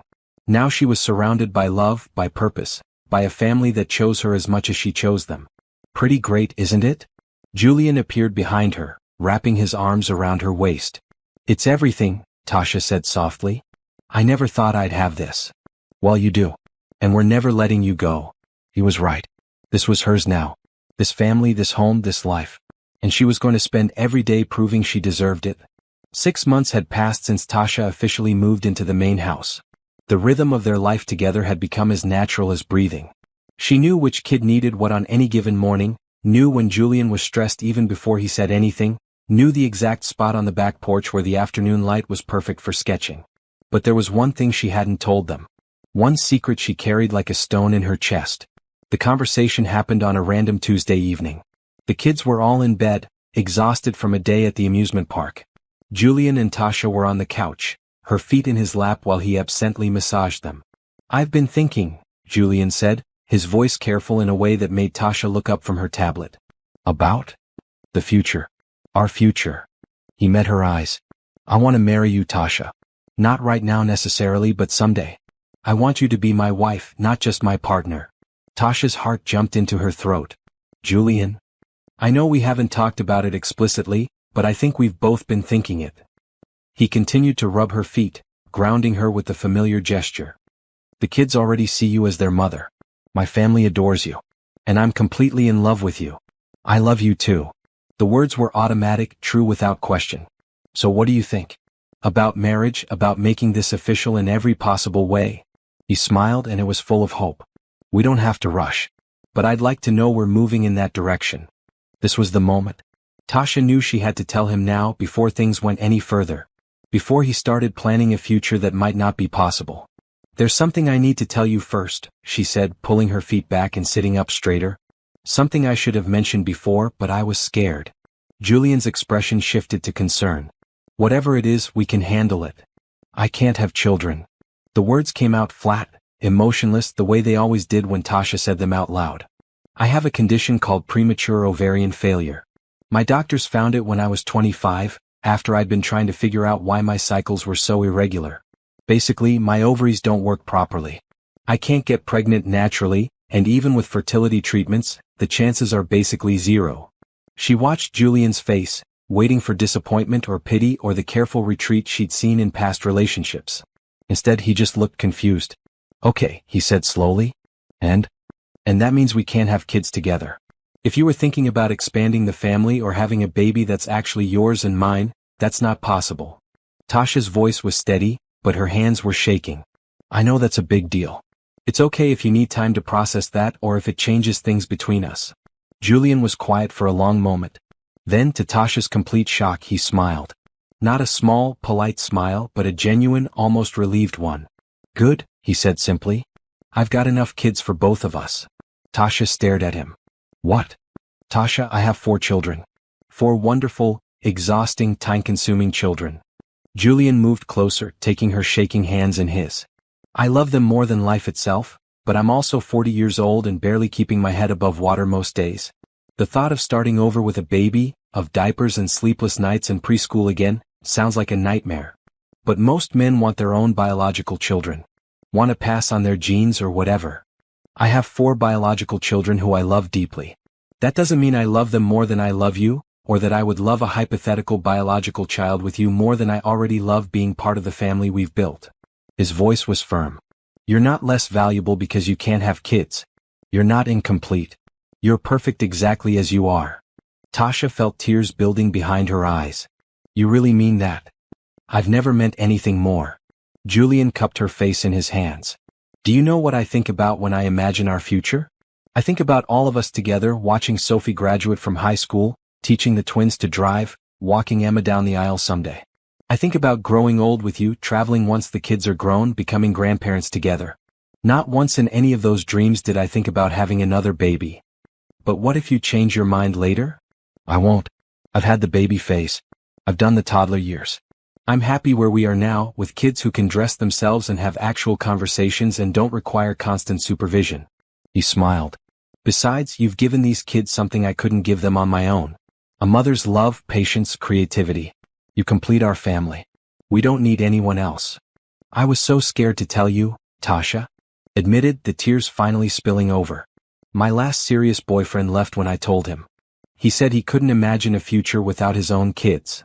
Then he was an idiot who didn't deserve you. Julian wiped her tears with his thumbs. Tasha, you have 4 kids.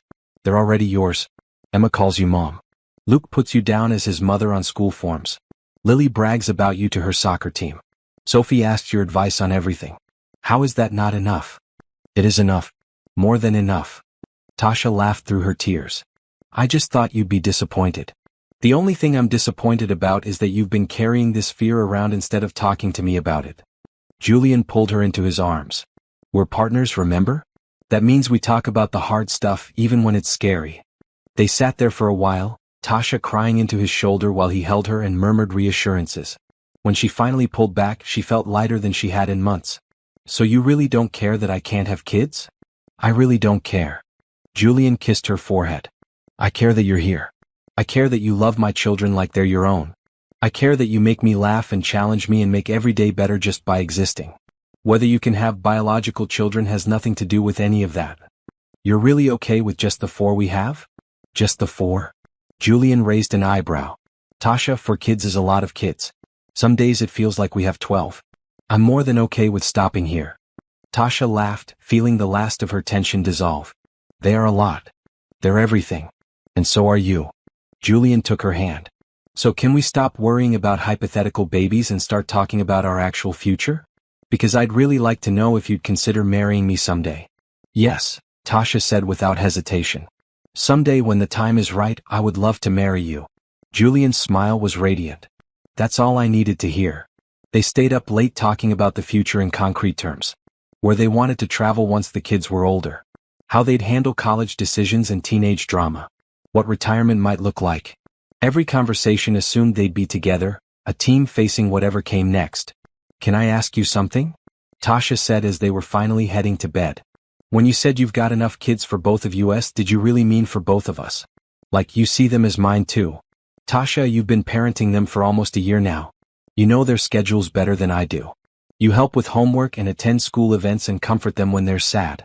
You're their mother in every way that matters. Julian stopped at the bedroom door. The only reason they don't officially call you mom is because we haven't made it official. But that's what you are. They can call me whatever they're comfortable with. We should ask them what they want. Let them decide. Julian opened the door. But I have a feeling they're going to want to call you Mom. That weekend they sat down with all 4 kids for a family meeting. Emma was bouncing with excitement, sensing something big was happening. The twins sat close together on the couch. Sophie looked nervous but curious. Tasha and I want to talk to you about something important, Julian began. We want to know how you feel about Tasha being part of our family. We already talked about this, Lily said, confused. She's staying forever, remember? Right, but we want to know if you'd be comfortable with Tasha having a more official role. Like, if you wanted to call her Mom, that would be okay with both of us. Emma's hand shot up like she was in class. I want to call her Mom. I already do sometimes. I know you do, baby, Tasha said softly. And that's okay with me. Luke raised his hand too, more tentatively. Is it okay if we call her Mom Tasha? So we remember our first mom but also have Tasha? That's perfect, Julian said, his voice thick with emotion. What about you too? Lily nodded enthusiastically. Mom Tasha works. That way everyone knows she's ours. All eyes turned to Sophie, who was quiet. She looked at Tasha for a long moment. I remember my mom, Sophie said finally. Not as much as I'd like, but I remember her. And I don't want to forget her. You won't forget her, Tasha assured her. Your mom will always be your mom. I'm not trying to replace her or make you forget. I just want to be here for you in whatever way you're comfortable with. Sophie nodded slowly. I think Mom Tasha is good. Because you're like a mom but you're also Tasha, you know? You're your own person, not a replacement. Tasha felt tears prickling her eyes again. That means a lot to me, Sophie. Can we make it official? Emma asked. Like, can you adopt us or something? Julian and Tasha exchanged glances. They hadn't discussed that yet, but it wasn't a bad idea. That's something Mom Tasha and I would need to talk about and figure out legally, Julian said. But if that's something you all want, we can look into it. I want it, Emma declared. Me too, the twins said in unison. Sophie was quiet again, then nodded. Yeah, I want that too. After the kids went back to their activities, Julian pulled Tasha aside. Did that just happen? Did my kids just ask you to adopt them? I think they did. Tasha was still processing it herself. Is that even possible?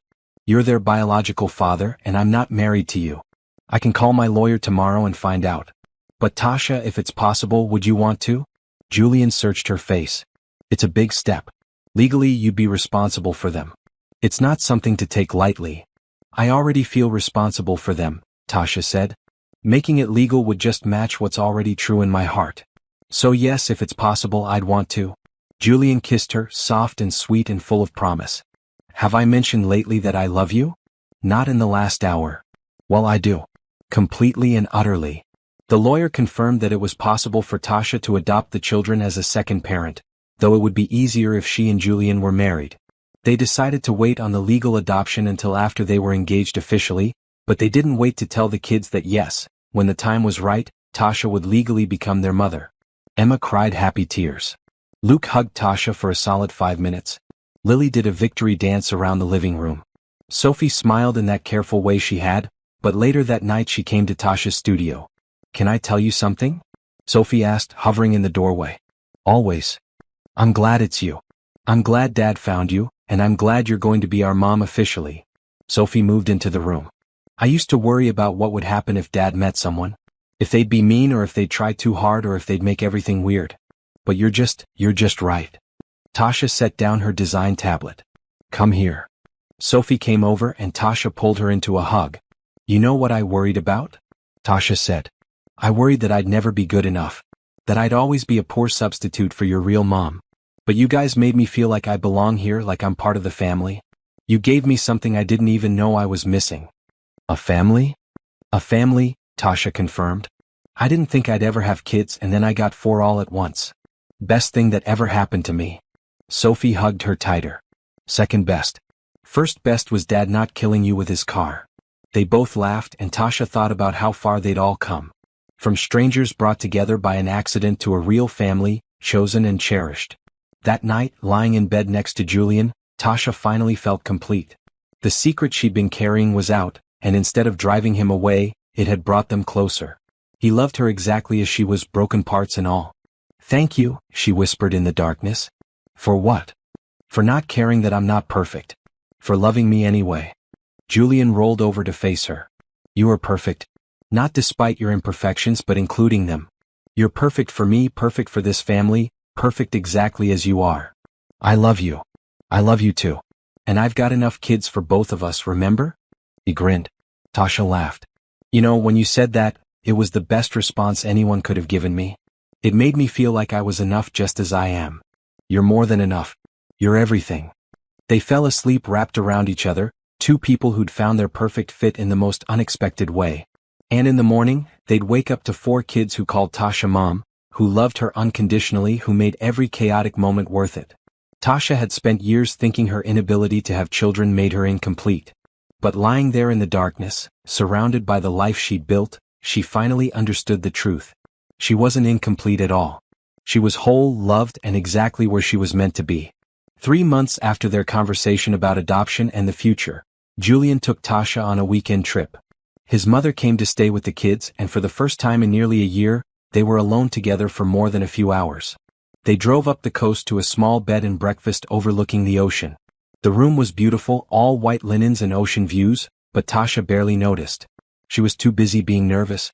You're quiet, Julian observed as they walked along the beach that first evening. Everything okay? Just thinking. About us, about the kids, about how fast everything is moving. Tasha picked up a shell and examined it. Sometimes I still can't believe this is my life. Good can't believe or bad can't believe? Good.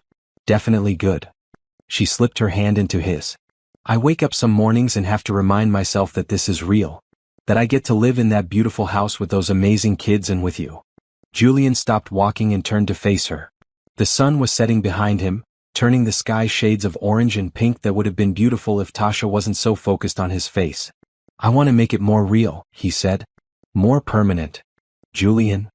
He pulled a small box from his pocket and Tasha's breath caught. I know we said someday. But Tasha, every day with you is better than the day before.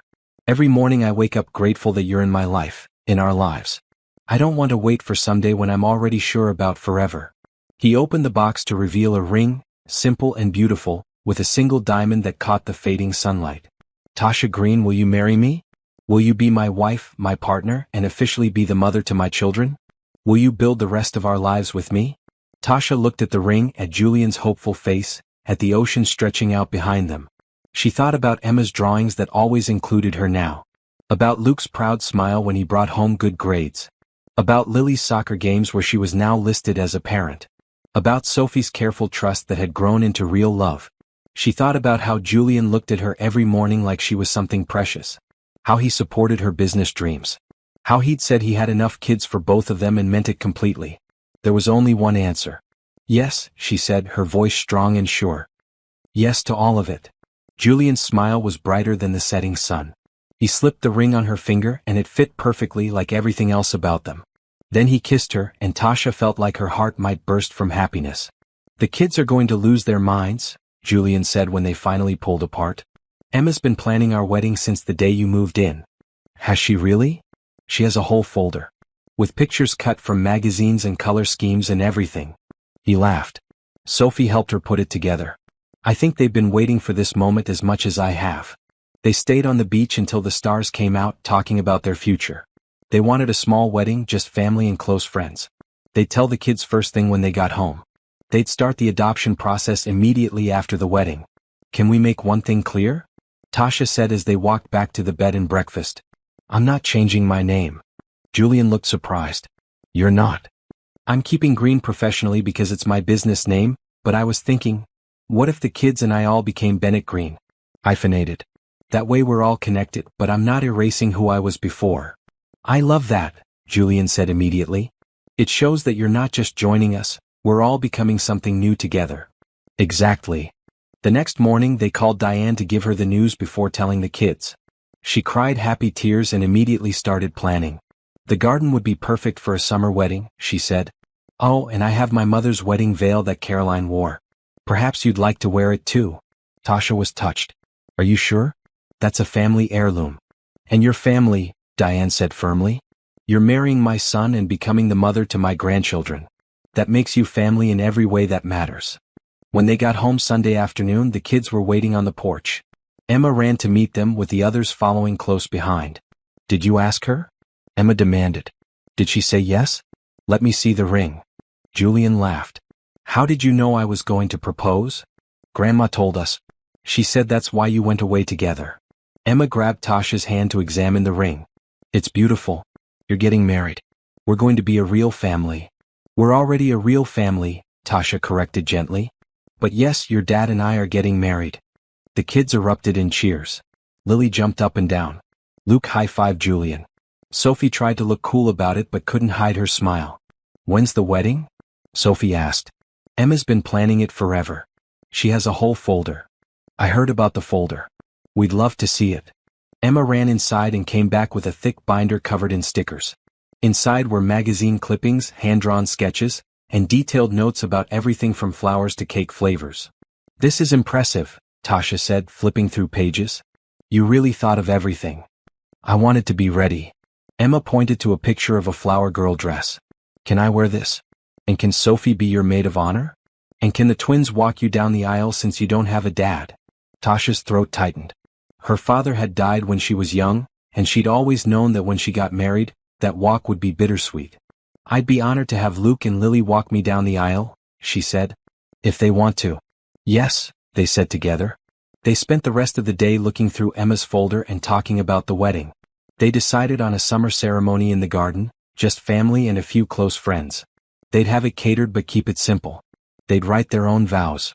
Can we be part of the ceremony? Luke asked. Like, can we say something about becoming a family? That's a wonderful idea, Julian said. We'll make sure all 4 of you are part of it. Over the next few months, wedding planning became a family affair. Sophie helped Tasha choose a dress, a simple cream-colored gown that was elegant without being fussy. Emma and Lily picked out their own dresses, both in shades of green that complemented the garden setting. Luke got a suit that matched Julian's, and he wore it around the house for days practicing his important walk. Tasha's design business continued to thrive. She hired 2 more assistants and officially opened a small studio in downtown Seattle, though she still did most of her work from home. The kids loved visiting the studio, and sometimes after school they'd all go there together. Luke would do homework in the quiet office while the girls explored the design materials and Julian worked on his laptop in the corner. This is nice, Julian said one afternoon, watching his family scattered around the studio. All of us together while you work. It is nice. I never thought I'd have this when I opened the business. A family to share it with. The weeks before the wedding were chaotic in the best way. Diane came to stay for 2 weeks to help with preparations. Tasha's mother flew in from Atlanta and immediately bonded with Diane over stories about their children. The 2 women spent hours together planning and cooking and laughing. Your Julian is a good man, Tasha's mother told her one evening. And those kids, they love you completely. You found your place, baby girl. I did. It just looked different than I expected. The best things usually do. The morning of the wedding, Tasha woke up in the guest house surrounded by her bridesmaids. Sophie, her best friend Kenji, and 2 friends from college. Sophie was already up, looking through the window at the garden where chairs were being set up. Nervous? Tasha asked. A little. I want everything to be perfect for you. Sophie turned around and Tasha saw tears in her eyes. I'm glad you're marrying my dad. I'm glad you're going to officially be my mom. Come here. Tasha held out her arms and Sophie came to sit on the bed. You know what I'm most excited about today? It's not the dress or the flowers or even marrying your dad, though that's pretty great. It's knowing that after today there's no question. You 4 are my kids. Legally, officially, in every way possible. We've been your kids for a while now. I know. But this makes it permanent. This means no one can ever say I'm not your mother. Sophie hugged her tight. You're already my mother. The wedding is just paperwork. But it was more than paperwork. When Tasha walked down the aisle later that afternoon, with Luke on one side and Lily on the other, she felt the weight and joy of what she was doing. She was marrying Julian, yes. But she was also publicly claiming these 4 children as hers. She was telling the world that this family, assembled from broken pieces and unexpected moments, was real and whole and hers. Julian stood at the end of the aisle under an arch covered in flowers, and when he saw her, his eyes filled with tears. Beside him, Emma bounced on her toes in excitement. Sophie stood with Tasha's other bridesmaids, looking proud and happy. The garden was full of people they loved, all there to witness this moment. The ceremony was perfect in its simplicity. They exchanged rings and vows they'd written themselves. Julian promised to love her, support her dreams, and grow old with her. Tasha promised to be his partner, to love his children as her own, and to build a life full of laughter and love. Then came the part the kids had planned. All four of them stepped forward, and Sophie read from a paper they'd all worked on together. "We want to say something too," Sophie began, her voice only shaking a little. "Tasha came into our lives when we needed someone. She didn't have to stay. She didn't have to love us. But she did, and she does, and that means everything. Today she's marrying our dad, but she's also choosing us. So we want to choose her back. We choose Tasha to be our mom. We choose this family. We choose love." There wasn't a dry eye in the garden. Tasha was openly crying, and Julian had to wipe his face multiple times. Even Sophie looked teary. "I love you," Tasha mouthed to the kids. "We love you too, Mom," Emma said loudly, making everyone laugh. When the officiant finally pronounced them married, Julian kissed Tasha like they were the only two people there. The kids cheered. The guests clapped. And Tasha felt like her heart might actually explode from happiness. The reception was joyful and relaxed. They ate good food, danced to music the kids had helped choose, and celebrated with the people who mattered most. Emma gave a speech about how Tasha made the best pancakes and always braided her hair just right. Luke talked about how Tasha helped him believe he could do anything, even when reading was hard. Lily said Tasha was the loudest cheerer at all her games. Sophie spoke about how Tasha listened without judging and made her feel heard. By the time Tasha and Julian cut the cake, Tasha felt full to bursting with love. This was her family. These were her people. This was her life, and it was more beautiful than anything she could have imagined. That night, after the guests had left and the kids were finally asleep, Julian and Tasha sat on the back porch looking at the stars. "We did it," Julian said. "We're married. We're married." Tasha looked at her ring, still not quite believing it was real. "I'm a wife and a mother and a business owner. A year ago, I was just trying to pay rent. A year ago, I hit you with my car. Best accident of my life. Worst meet cute ever. And yet, here we are." Julian pulled her closer. "Mrs. Bennett Green. How does it feel? Like I'm finally home."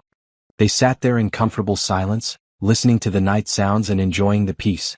Inside the house, their children slept safe and loved. Tomorrow they'd start the adoption paperwork to make Tasha's legal connection to the kids official. Next week they were taking a family honeymoon to the beach. Next month, life would continue with all its chaos and joy. But right now, in this moment, everything was perfect. "Thank you," Tasha whispered. "For what?" "For not giving up on me. For seeing past my fear and recognizing that I belonged here before I did. Thank you for staying after I literally ran you over." Julian kissed her temple. "And for loving my kids like they're your own. They're my own. That's the best part." Tasha snuggled closer. "I can't have biological children, but I have 4 kids who chose me just as much as I chose them. That's better than anything I could have imagined." "Good," Julian said, echoing what he'd said that night months ago. "Because I've got enough kids for both of us, remember?" Tasha laughed, feeling lighter and happier than she ever had before. She'd found her family in the most unexpected way, built from accidents and choices and love that grew deeper every day. And it was more than enough. It was everything. 2 years after the wedding, Tasha sat in her downtown studio office, looking at the framed family photo on her desk. It had been taken at Lily's championship soccer game last month. All 6 of them were muddy and laughing, holding the trophy together. Sophie was 14 now, preparing for high school and already talking about art schools for college. Luke and Lily were 12, navigating the complicated world of middle school with varying degrees of success. Emma was 8, still drawing constantly but also discovering a love of theater. And Julian and Tasha were stronger than ever, their partnership deepening with every challenge they faced together. The adoption had been finalized a year ago. Tasha was now legally mom on every form, every school document, every medical record. The kids were officially Bennett Greens, carrying both their father's name and the name of the woman who chose to love them. Her assistant knocked on the door. "Tasha? Your 3 o'clock is here. Send them in." A young couple entered, both looking nervous. They'd reached out to Tasha through her website, wanting to commission some artwork for their new home. But when they sat down, the woman started crying. "I'm sorry," she said, wiping her eyes. "We're not here about art." "Well, we are, but that's not the main thing." "What's going on?" Tasha asked gently. The man took the woman's hand. "We saw an interview you did last year. The one where you talked about building your family, about how you can't have biological children but you became a mother anyway." Tasha nodded. She'd done that interview for a parenting magazine, talking honestly about her journey. It had resonated with more people than she'd expected. We're in a similar situation, the woman continued. I can't have kids either. And Mark, he has 2 children from a previous marriage. We've been together 2 years and I love his kids so much, but I'm terrified. What if I'm not enough? What if they never really see me as their parent? What if I'm always just the stepmother? Tasha felt her heart squeeze with recognition. She remembered those exact fears, that exact terror of not being enough. Can I tell you something? Tasha said. When I first started taking care of Julian's kids, I was convinced I'd mess it up. I had no experience with children. I was just a freelance designer who got hit by a car and somehow ended up living with a ready-made family. The couple smiled slightly.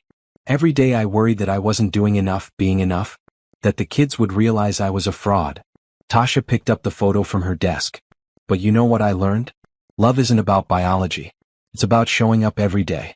It's about helping with homework and cheering at soccer games and braiding hair before school. It's about listening when they're upset and celebrating their victories and just being there, consistently, with your whole heart.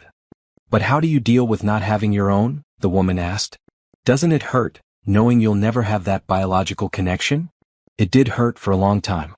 I thought I was broken and complete. Tasha smiled. But now I know that's not true. I have 4 kids who call me mom, who run to me when they're hurt, who ask my advice on everything from school projects to life problems. The fact that I didn't give birth to them doesn't make them any less mine. What if his kids don't accept me? They might not, right away. Sophie didn't trust me for months. She'd been hurt before and she was protecting herself. Tasha remembered those early days, the careful distance Sophie had maintained. But I kept showing up. I kept being consistent and honest and present. And eventually she let me in. They all did. The couple looked at each other, something hopeful blooming in their expressions. You said in the interview that getting hit by a car was the best thing that ever happened to you, Mark said. Did you really mean that? I really did. Because that accident led me to Julian and his kids. It led me here, to this life, to this family. Tasha stood up and walked around her desk. Look, I'm not going to tell you it's easy. Blended families are complicated. There will be hard days and moments of doubt. But if you love those kids and you're willing to put in the work, it can be the most rewarding thing in the world. Can I ask you one more thing? The woman said. Do your kids know you're not their biological mother? Do they care? They know their mother died when the youngest was born. They remember her to varying degrees and we honor her memory. Tasha thought about the photo of Caroline that hung in the kids' rooms, the way they sometimes talked about memories they had. But I'm their mother now too. Both things can be true. And no, they don't care that I didn't give birth to them. To them, I'm just mom. The couple left an hour later with both tears and smiles. They commissioned 3 pieces of art for their home, but more importantly, they left with hope. Tasha had given them what no one had given her when she was terrified: permission to believe this could work. When Tasha got home that evening, the house was its usual chaos.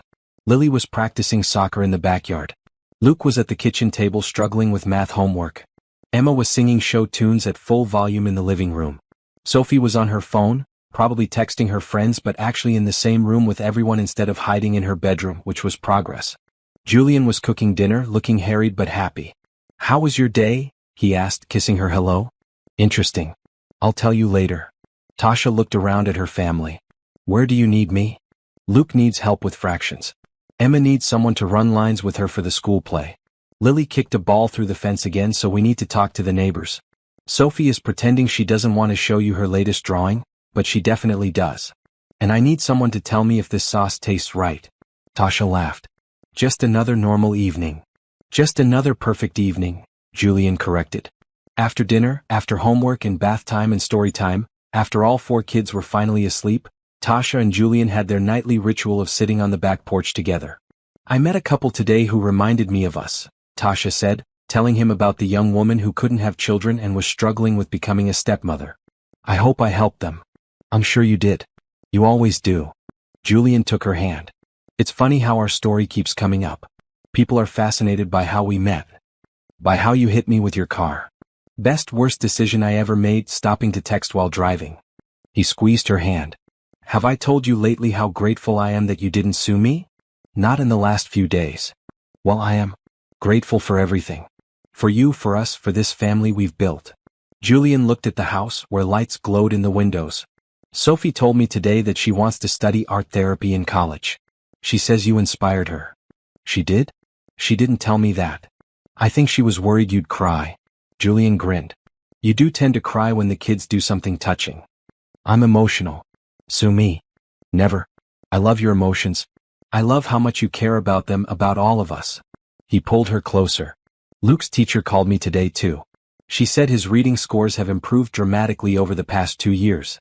She credits the extra work you've done with him. He's worked so hard. That's all him. It's both of you. And Lily's coach mentioned that she's more confident on the field now that she has both parents cheering for her. And Emma, well, Emma tells everyone who will listen that her mom is the best artist in the world and also makes the best pancakes. Tasha felt tears prickling her eyes because of course she did. They're good kids. They're happy kids. Because of you. Julian turned her face toward his. You know what Sophie said when I asked her what she wanted for her birthday? What? She said she already has everything she wants. A family that loves her, a mom who gets her, and a future that feels possible. His voice was thick. That's because of you, Tasha. You gave her that. We gave her that. Both of us together. Together, Julian agreed. That's how we do everything now. They sat in comfortable silence, watching the stars and listening to the night. Inside the house, their children slept, safe and loved and secure. Tomorrow would bring new challenges, new homework struggles and friend drama and all the complicated beauty of raising 4 kids. But they'd face it together like they faced everything. Do you ever think about that day? Tasha asked. The day you hit me? All the time.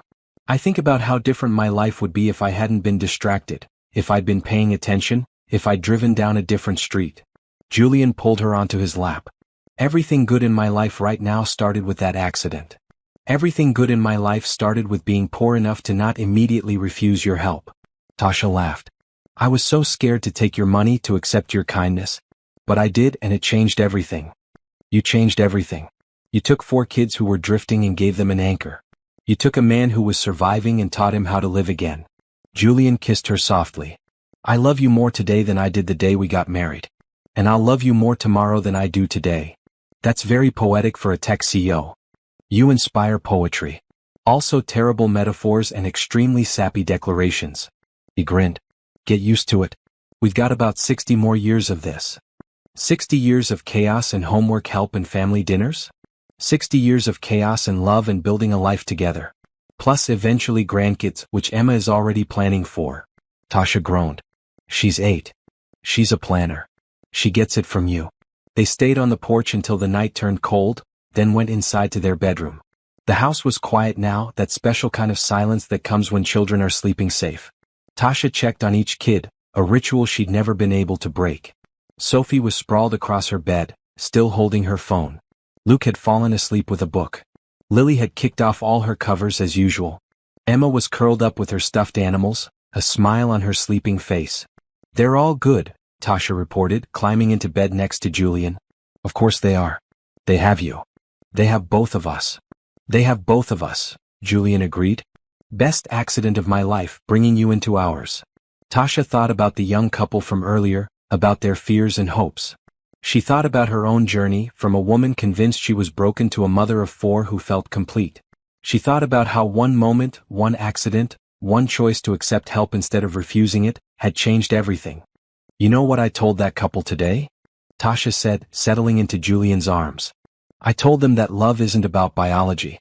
It's about showing up every day with your whole heart. You're good at that. The showing up part. I learned from you.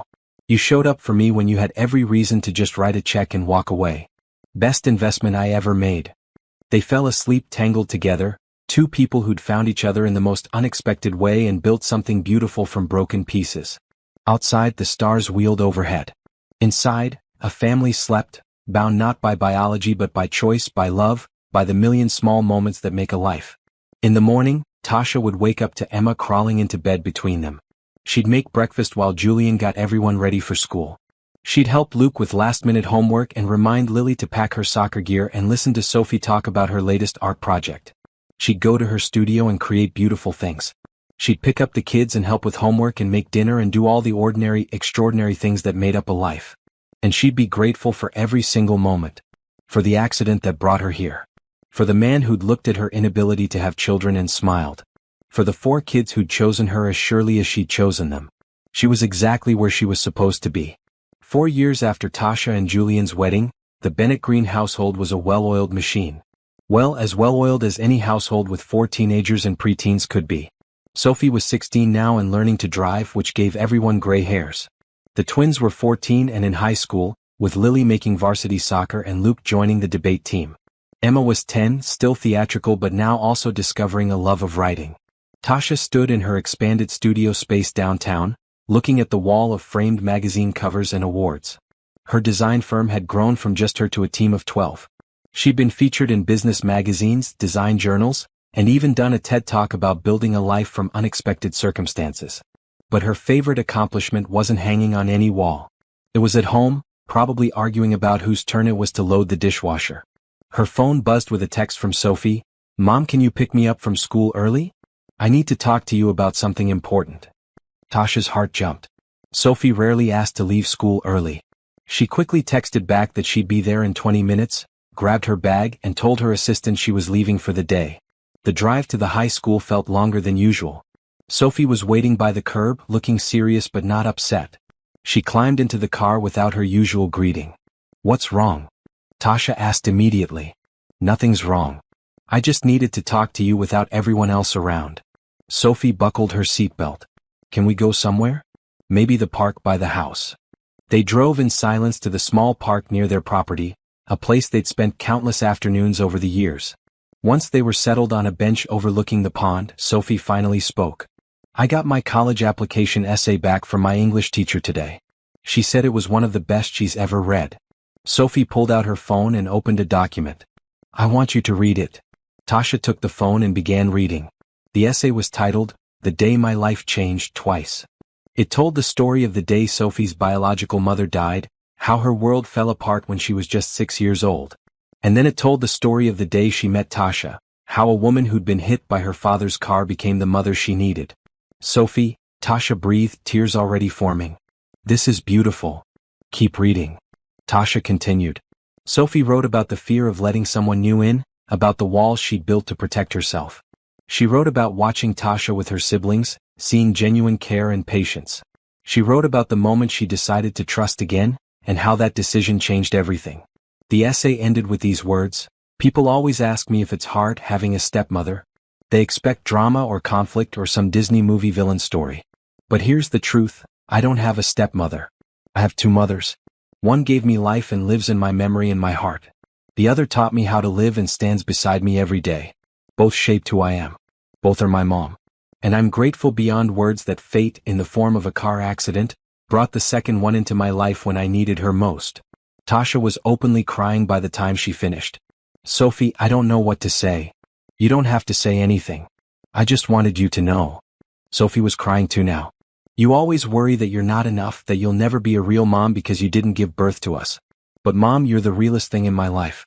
You're the one who taught me to be brave and creative and honest. You're the one who sat with me through every breakup and bad grade and moment of doubt. Biology doesn't make you a mother. Love does. And you love us so completely that sometimes I forget you weren't there from the beginning. Come here." Tasha pulled Sophie into a fierce hug. "You have no idea how much I needed to hear that today. Bad day. Not bad, just reflective. Sometimes I still worry that I'm not doing enough, that you guys will wake up one day and realize you deserved better." "That's ridiculous." Sophie pulled back. "You're the best mom we could have asked for. Even when you're embarrassing and overprotective and cry at literally everything." "I do not cry at everything. You cried at Luke's haircut last week. He looked so grown up." "Exactly my point." Sophie smiled. "But we love that about you. We love all of you." They sat on the bench for a while longer, watching ducks glide across the pond. Sophie talked about her plans for college, her dream of studying art therapy so she could help kids like her younger self work through grief and change.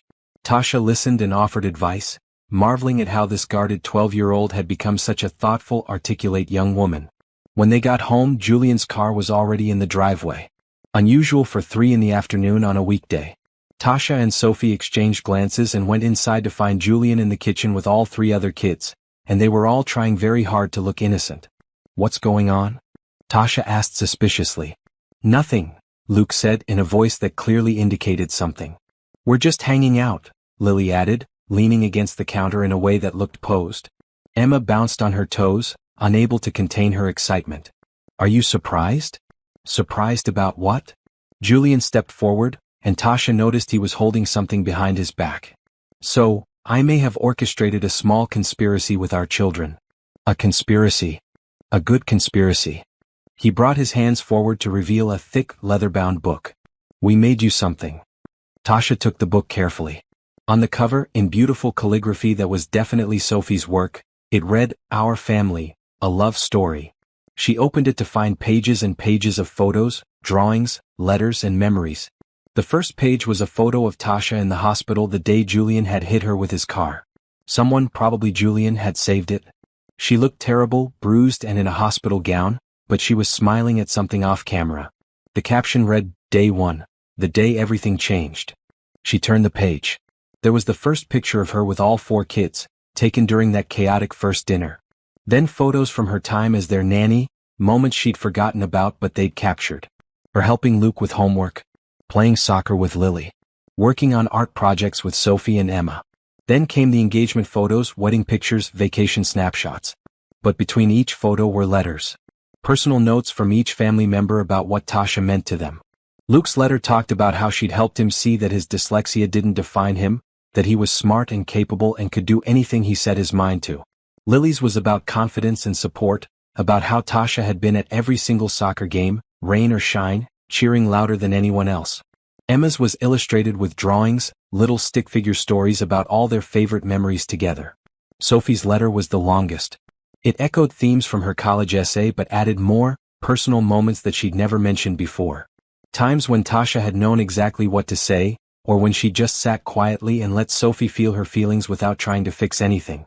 And Julian's letter, oh God, Julian's letter made her sob. He wrote about the day he hit her, about how he'd thought his life was over when he saw her on the ground. He wrote about falling in love slowly and then all at once. He wrote about watching her become a mother to his children and knowing with absolute certainty that she was the missing piece they'd all been searching for. The last page was a new family photo, taken just last week. All 6 of them laughing at something Luke had said, a candid moment captured perfectly.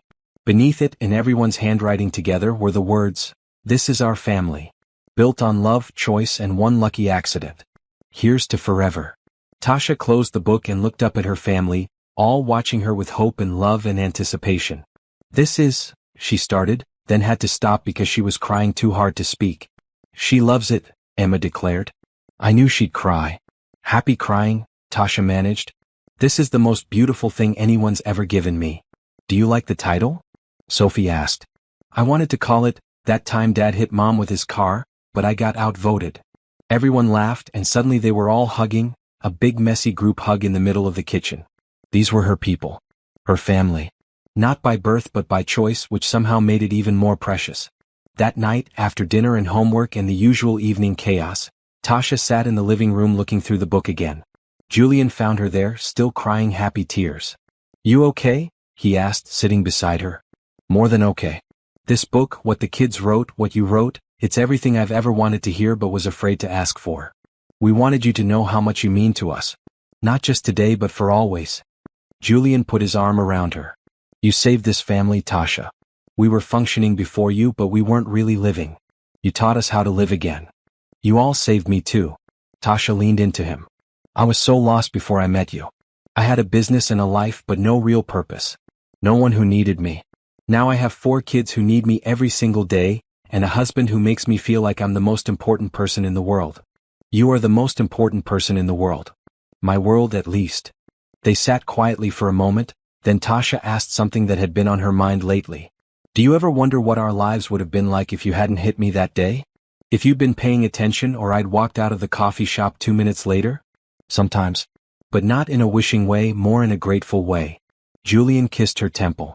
I think about all the tiny moments that had to align perfectly for us to meet. If Sophie's school hadn't called. If my nanny hadn't quit that morning. If you hadn't been checking your phone. Any one thing different and we might have missed each other completely. That's terrifying. It is. But it also makes me appreciate what we have even more. He tightened his arm around her. We found each other against all odds. We built something beautiful from what could have been just a terrible accident. That means something. Sophie appeared in the doorway, wearing pajamas and looking younger than 16. Can I talk to you guys? Of course, sweetheart. Tasha patted the couch beside her. Sophie sat down and took a breath. I know I already gave you the book and the letter and everything, but there's something else I want to say. Well, ask actually. What is it? Julian asked. My biological mom, I barely remember her. I was 6 when she died, and most of what I know about her comes from stories and pictures. Sophie looked between them. But you, Mom Tasha, I remember everything about you. Every moment from the day we met. You're the mother I actually know, the one who shaped who I am. Sophie, you don't have to say this. Yes, I do. Because I need you to know. Sophie's eyes were wet. When people ask about my mom, I talk about you. When I think about my future, about my own kids someday, I think about raising them the way you raised us. You're not my stepmother or my bonus mom or any other qualifier. You're my mom. Period. Tasha was crying again, which surprised absolutely no one. And I wanted to ask, Sophie continued, for my birthday next month, instead of a party or presents or whatever, can we do something to make it official? Like, I know you legally adopted us, but can I officially change how I talk about you? No more Mom Tasha, or explanations. Just Mom? Oh, sweetheart. Tasha pulled her into a hug. You can call me whatever makes you comfortable. If that's just Mom, then I'd be honored. Same for me. Luke's voice came from the stairs. He was standing there with Lily and Emma, all of them in pajamas. Apparently this was a planned ambush. You're a mom. We all think so. We've been talking about it, and we want to just call you Mom from now on. If that's okay, Lily added. We don't want you to think we forgot our first mom. We didn't.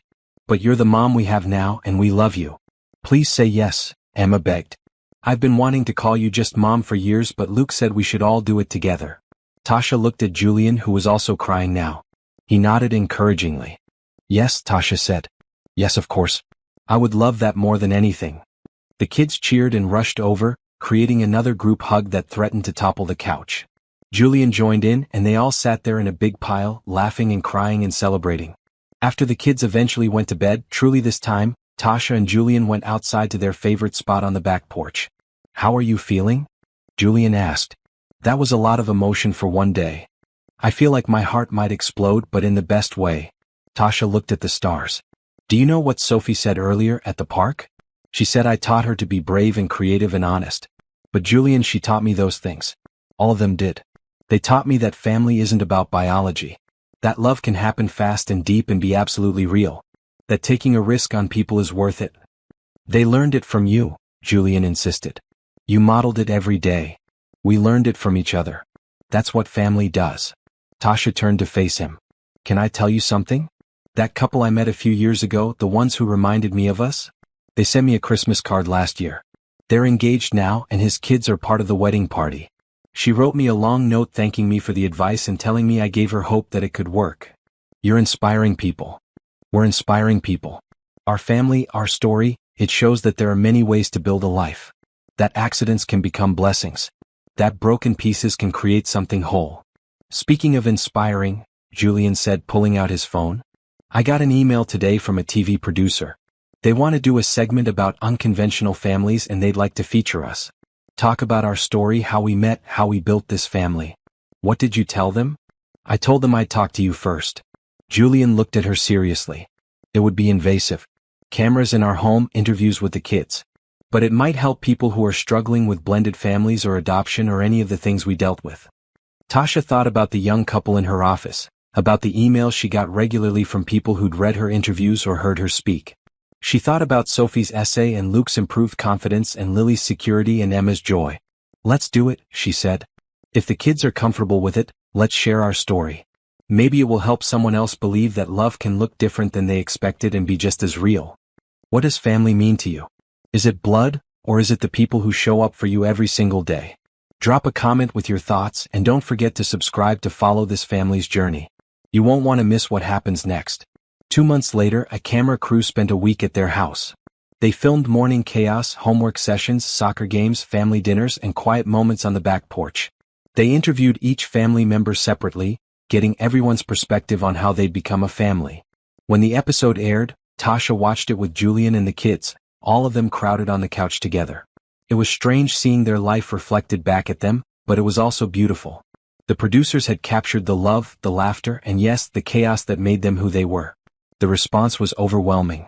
Tasha's email inbox flooded with messages from people thanking her for sharing their story. Single parents who felt less alone. Step-parents who felt validated.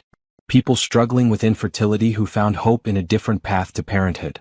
One email in particular stood out. It was from a woman named Patricia who wrote, "I'm a widow with 3 kids and I've been dating someone wonderful for a year. But I've been too scared to let him meet my children, scared they'll reject him or he'll realize it's too much responsibility. Watching your episode made me realize I'm not protecting anyone by keeping them separate. I'm just preventing the possibility of something beautiful. Thank you for giving me the courage to take that risk." Tasha read the email to the family at dinner that night. "See," Emma said proudly. "We help people just by being us." "That's the best kind of helping," Sophie agreed. Life continued in its beautiful, chaotic way.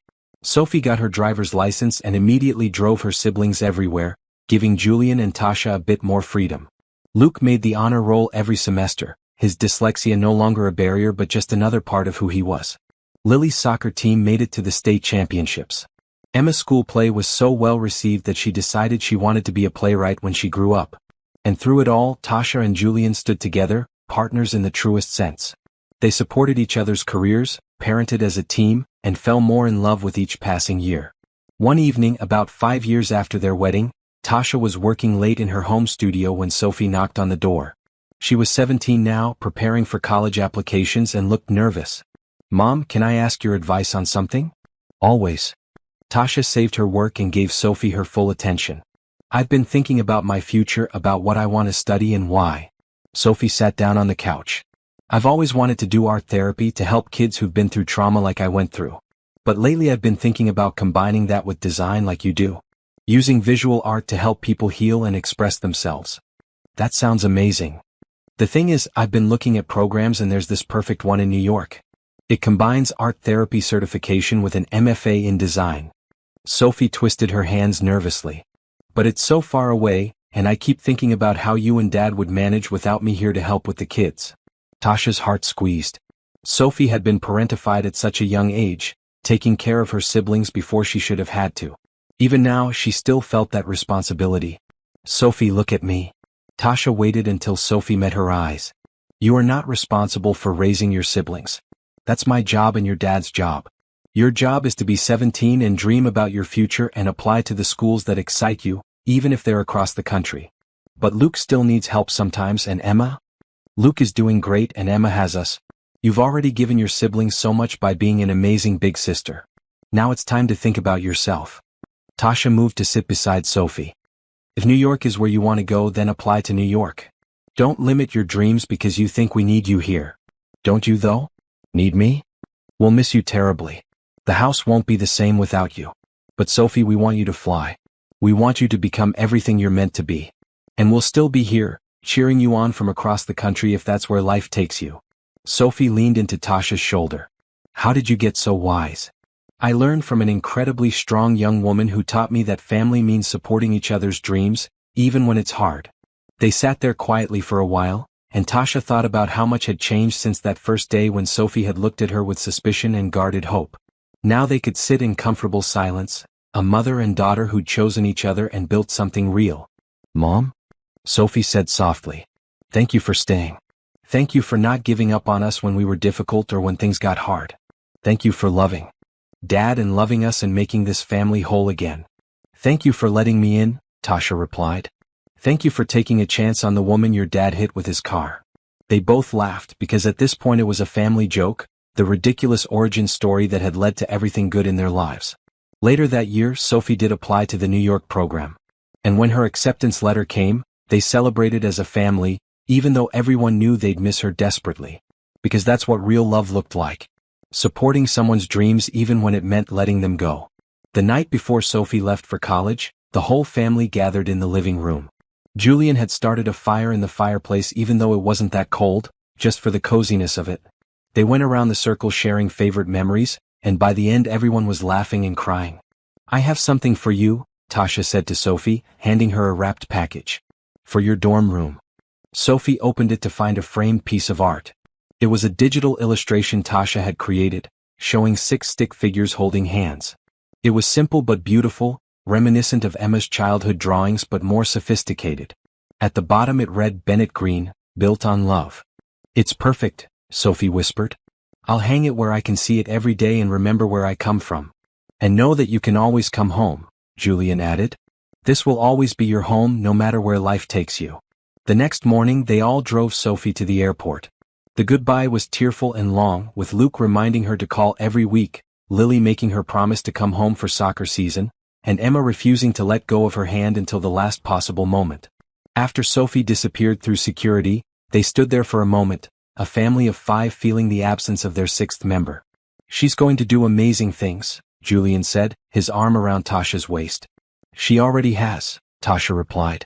We all have. They drove home to a house that felt too quiet without Sophie's presence. But by dinner time, the twins were arguing about something trivial, Emma was singing at full volume, and the chaos Tasha had come to love filled the space again. That night, Tasha received a text from Sophie, made it to my dorm. It's small but nice. I hung your picture first thing. Miss you already. Love you, Mom. Just Mom? Not Mom Tasha, or any qualifier. Just Mom. Tasha showed the text to Julian, and they both smiled through tears. We did good, Julian said. We did great, Tasha corrected. Over the next few years, life continued its forward march. Luke graduated from high school with honors and decided to study education, wanting to help kids with learning differences like himself. Lily got a full soccer scholarship to a state university. Emma won a playwriting competition and had her work performed at a local theater. And Sophie thrived in New York, coming home for holidays with stories about her classes and the kids she was already helping through her internships. She'd found her calling just like Tasha had found hers all those years ago. Tasha's business continued to grow. She'd written a book about building families and pursuing dreams, which became a bestseller. She gave talks at conferences and universities, sharing their story and encouraging others to believe that love came in many forms. But her favorite moments were still the simple ones. Sunday dinners with the whole family when Sophie was home. Watching Luke coach a kids' reading program. Cheering at Lily's games. Sitting in the audience for Emma's performances. And every night, sitting on the back porch with Julian, reviewing the day and planning for tomorrow. One evening, about 8 years after their wedding, Julian found Tasha in her studio looking at old photos. Feeling nostalgic? He asked. Just grateful. Tasha showed him a photo from that first chaotic dinner, when Emma had fallen asleep on her shoulder. Look how small they were. Look how young we were. We've earned these gray hairs, Julian said, pointing to the silver that now threaded through both their hair. Worth every single one. Tasha stood and wrapped her arms around him. Can I tell you something? I've been thinking about that day you hit me with your car. About how I almost refused your help because I was too proud and too scared. But you didn't refuse. No, I didn't. And that choice, that one moment of accepting help when I needed it, led to everything. This family, this life, this love. All of it came from being willing to accept kindness. Julian kissed her forehead. And I'm grateful every day that you said yes. Yes to the hospital, yes to the check, yes to dinner, yes to staying, yes to marrying me. Every yes brought us here. Do you ever wonder what advice you'd give to the you from 8 years ago? The stressed, overwhelmed single dad who was about to hit a woman with his car. Julian thought about it. I'd tell him to slow down and pay attention, definitely. But I'd also tell him that the woman he's about to meet will change his life in the best possible way. That letting someone in, even when it's scary and fast and unconventional, can lead to the greatest happiness he's ever known. What would you tell me? The broke designer who was about to get hit. I tell you that accepting help doesn't make you weak. I tell you that the family you're about to gain will fill all the empty spaces you didn't even know you had. I tell you to trust the process, even when it seems too good to be true. He smiled. And I tell you that getting hit by a car is going to be the best thing that ever happened to you. They both laughed because it was absurd and true all at once. You know what I love most about our story? Tasha asked. It's not a fairy tale. We didn't have love at first sight or a perfect courtship. We had an accident, some fear, a lot of chaos, and a choice to keep showing up for each other every single day.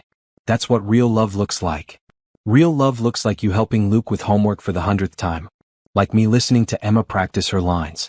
Like all of us showing up for Lily's games rain or shine. Like Sophie calling you from New York just to hear your voice. Julian held her closer. Real love is built in the everyday moments, not the grand gestures. A car pulled into the driveway and they heard excited voices. Sophie was home for Thanksgiving break, arriving a day early to surprise everyone. Sophie's here, Emma's voice echoed through the house. Mom? Dad? Sophie's home. Tasha and Julian went to the main house to find all 4 kids in a group hug in the entryway. Sophie looked older, more confident, but her smile was the same when she saw Tasha. "Hey Mom." "Hey baby. Welcome home." They spent the evening catching up, with Sophie telling stories about New York and her studies. Luke shared about his college classes. Lily talked about the soccer team she was coaching on. Beside, Emma performed a scene from her latest play. And through it all, Julian and Tasha sat together, watching the family they'd built laugh and talk and simply be.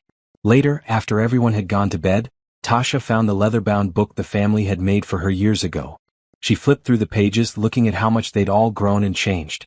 Then she got a pen and added a new entry on the last page. 8 years ago I was hit by a car. I was injured, scared, and too proud to accept help. But I did accept it, and that choice changed everything. Today I have 4 incredible children who call me Mom. I have a husband who loves me unconditionally. I have a career I'm passionate about and a life that feels full and purposeful. I can't have biological children, and for years I thought that made me less than. Broken. Incomplete. But I was wrong. I have 4 kids who are mine in every way that matters.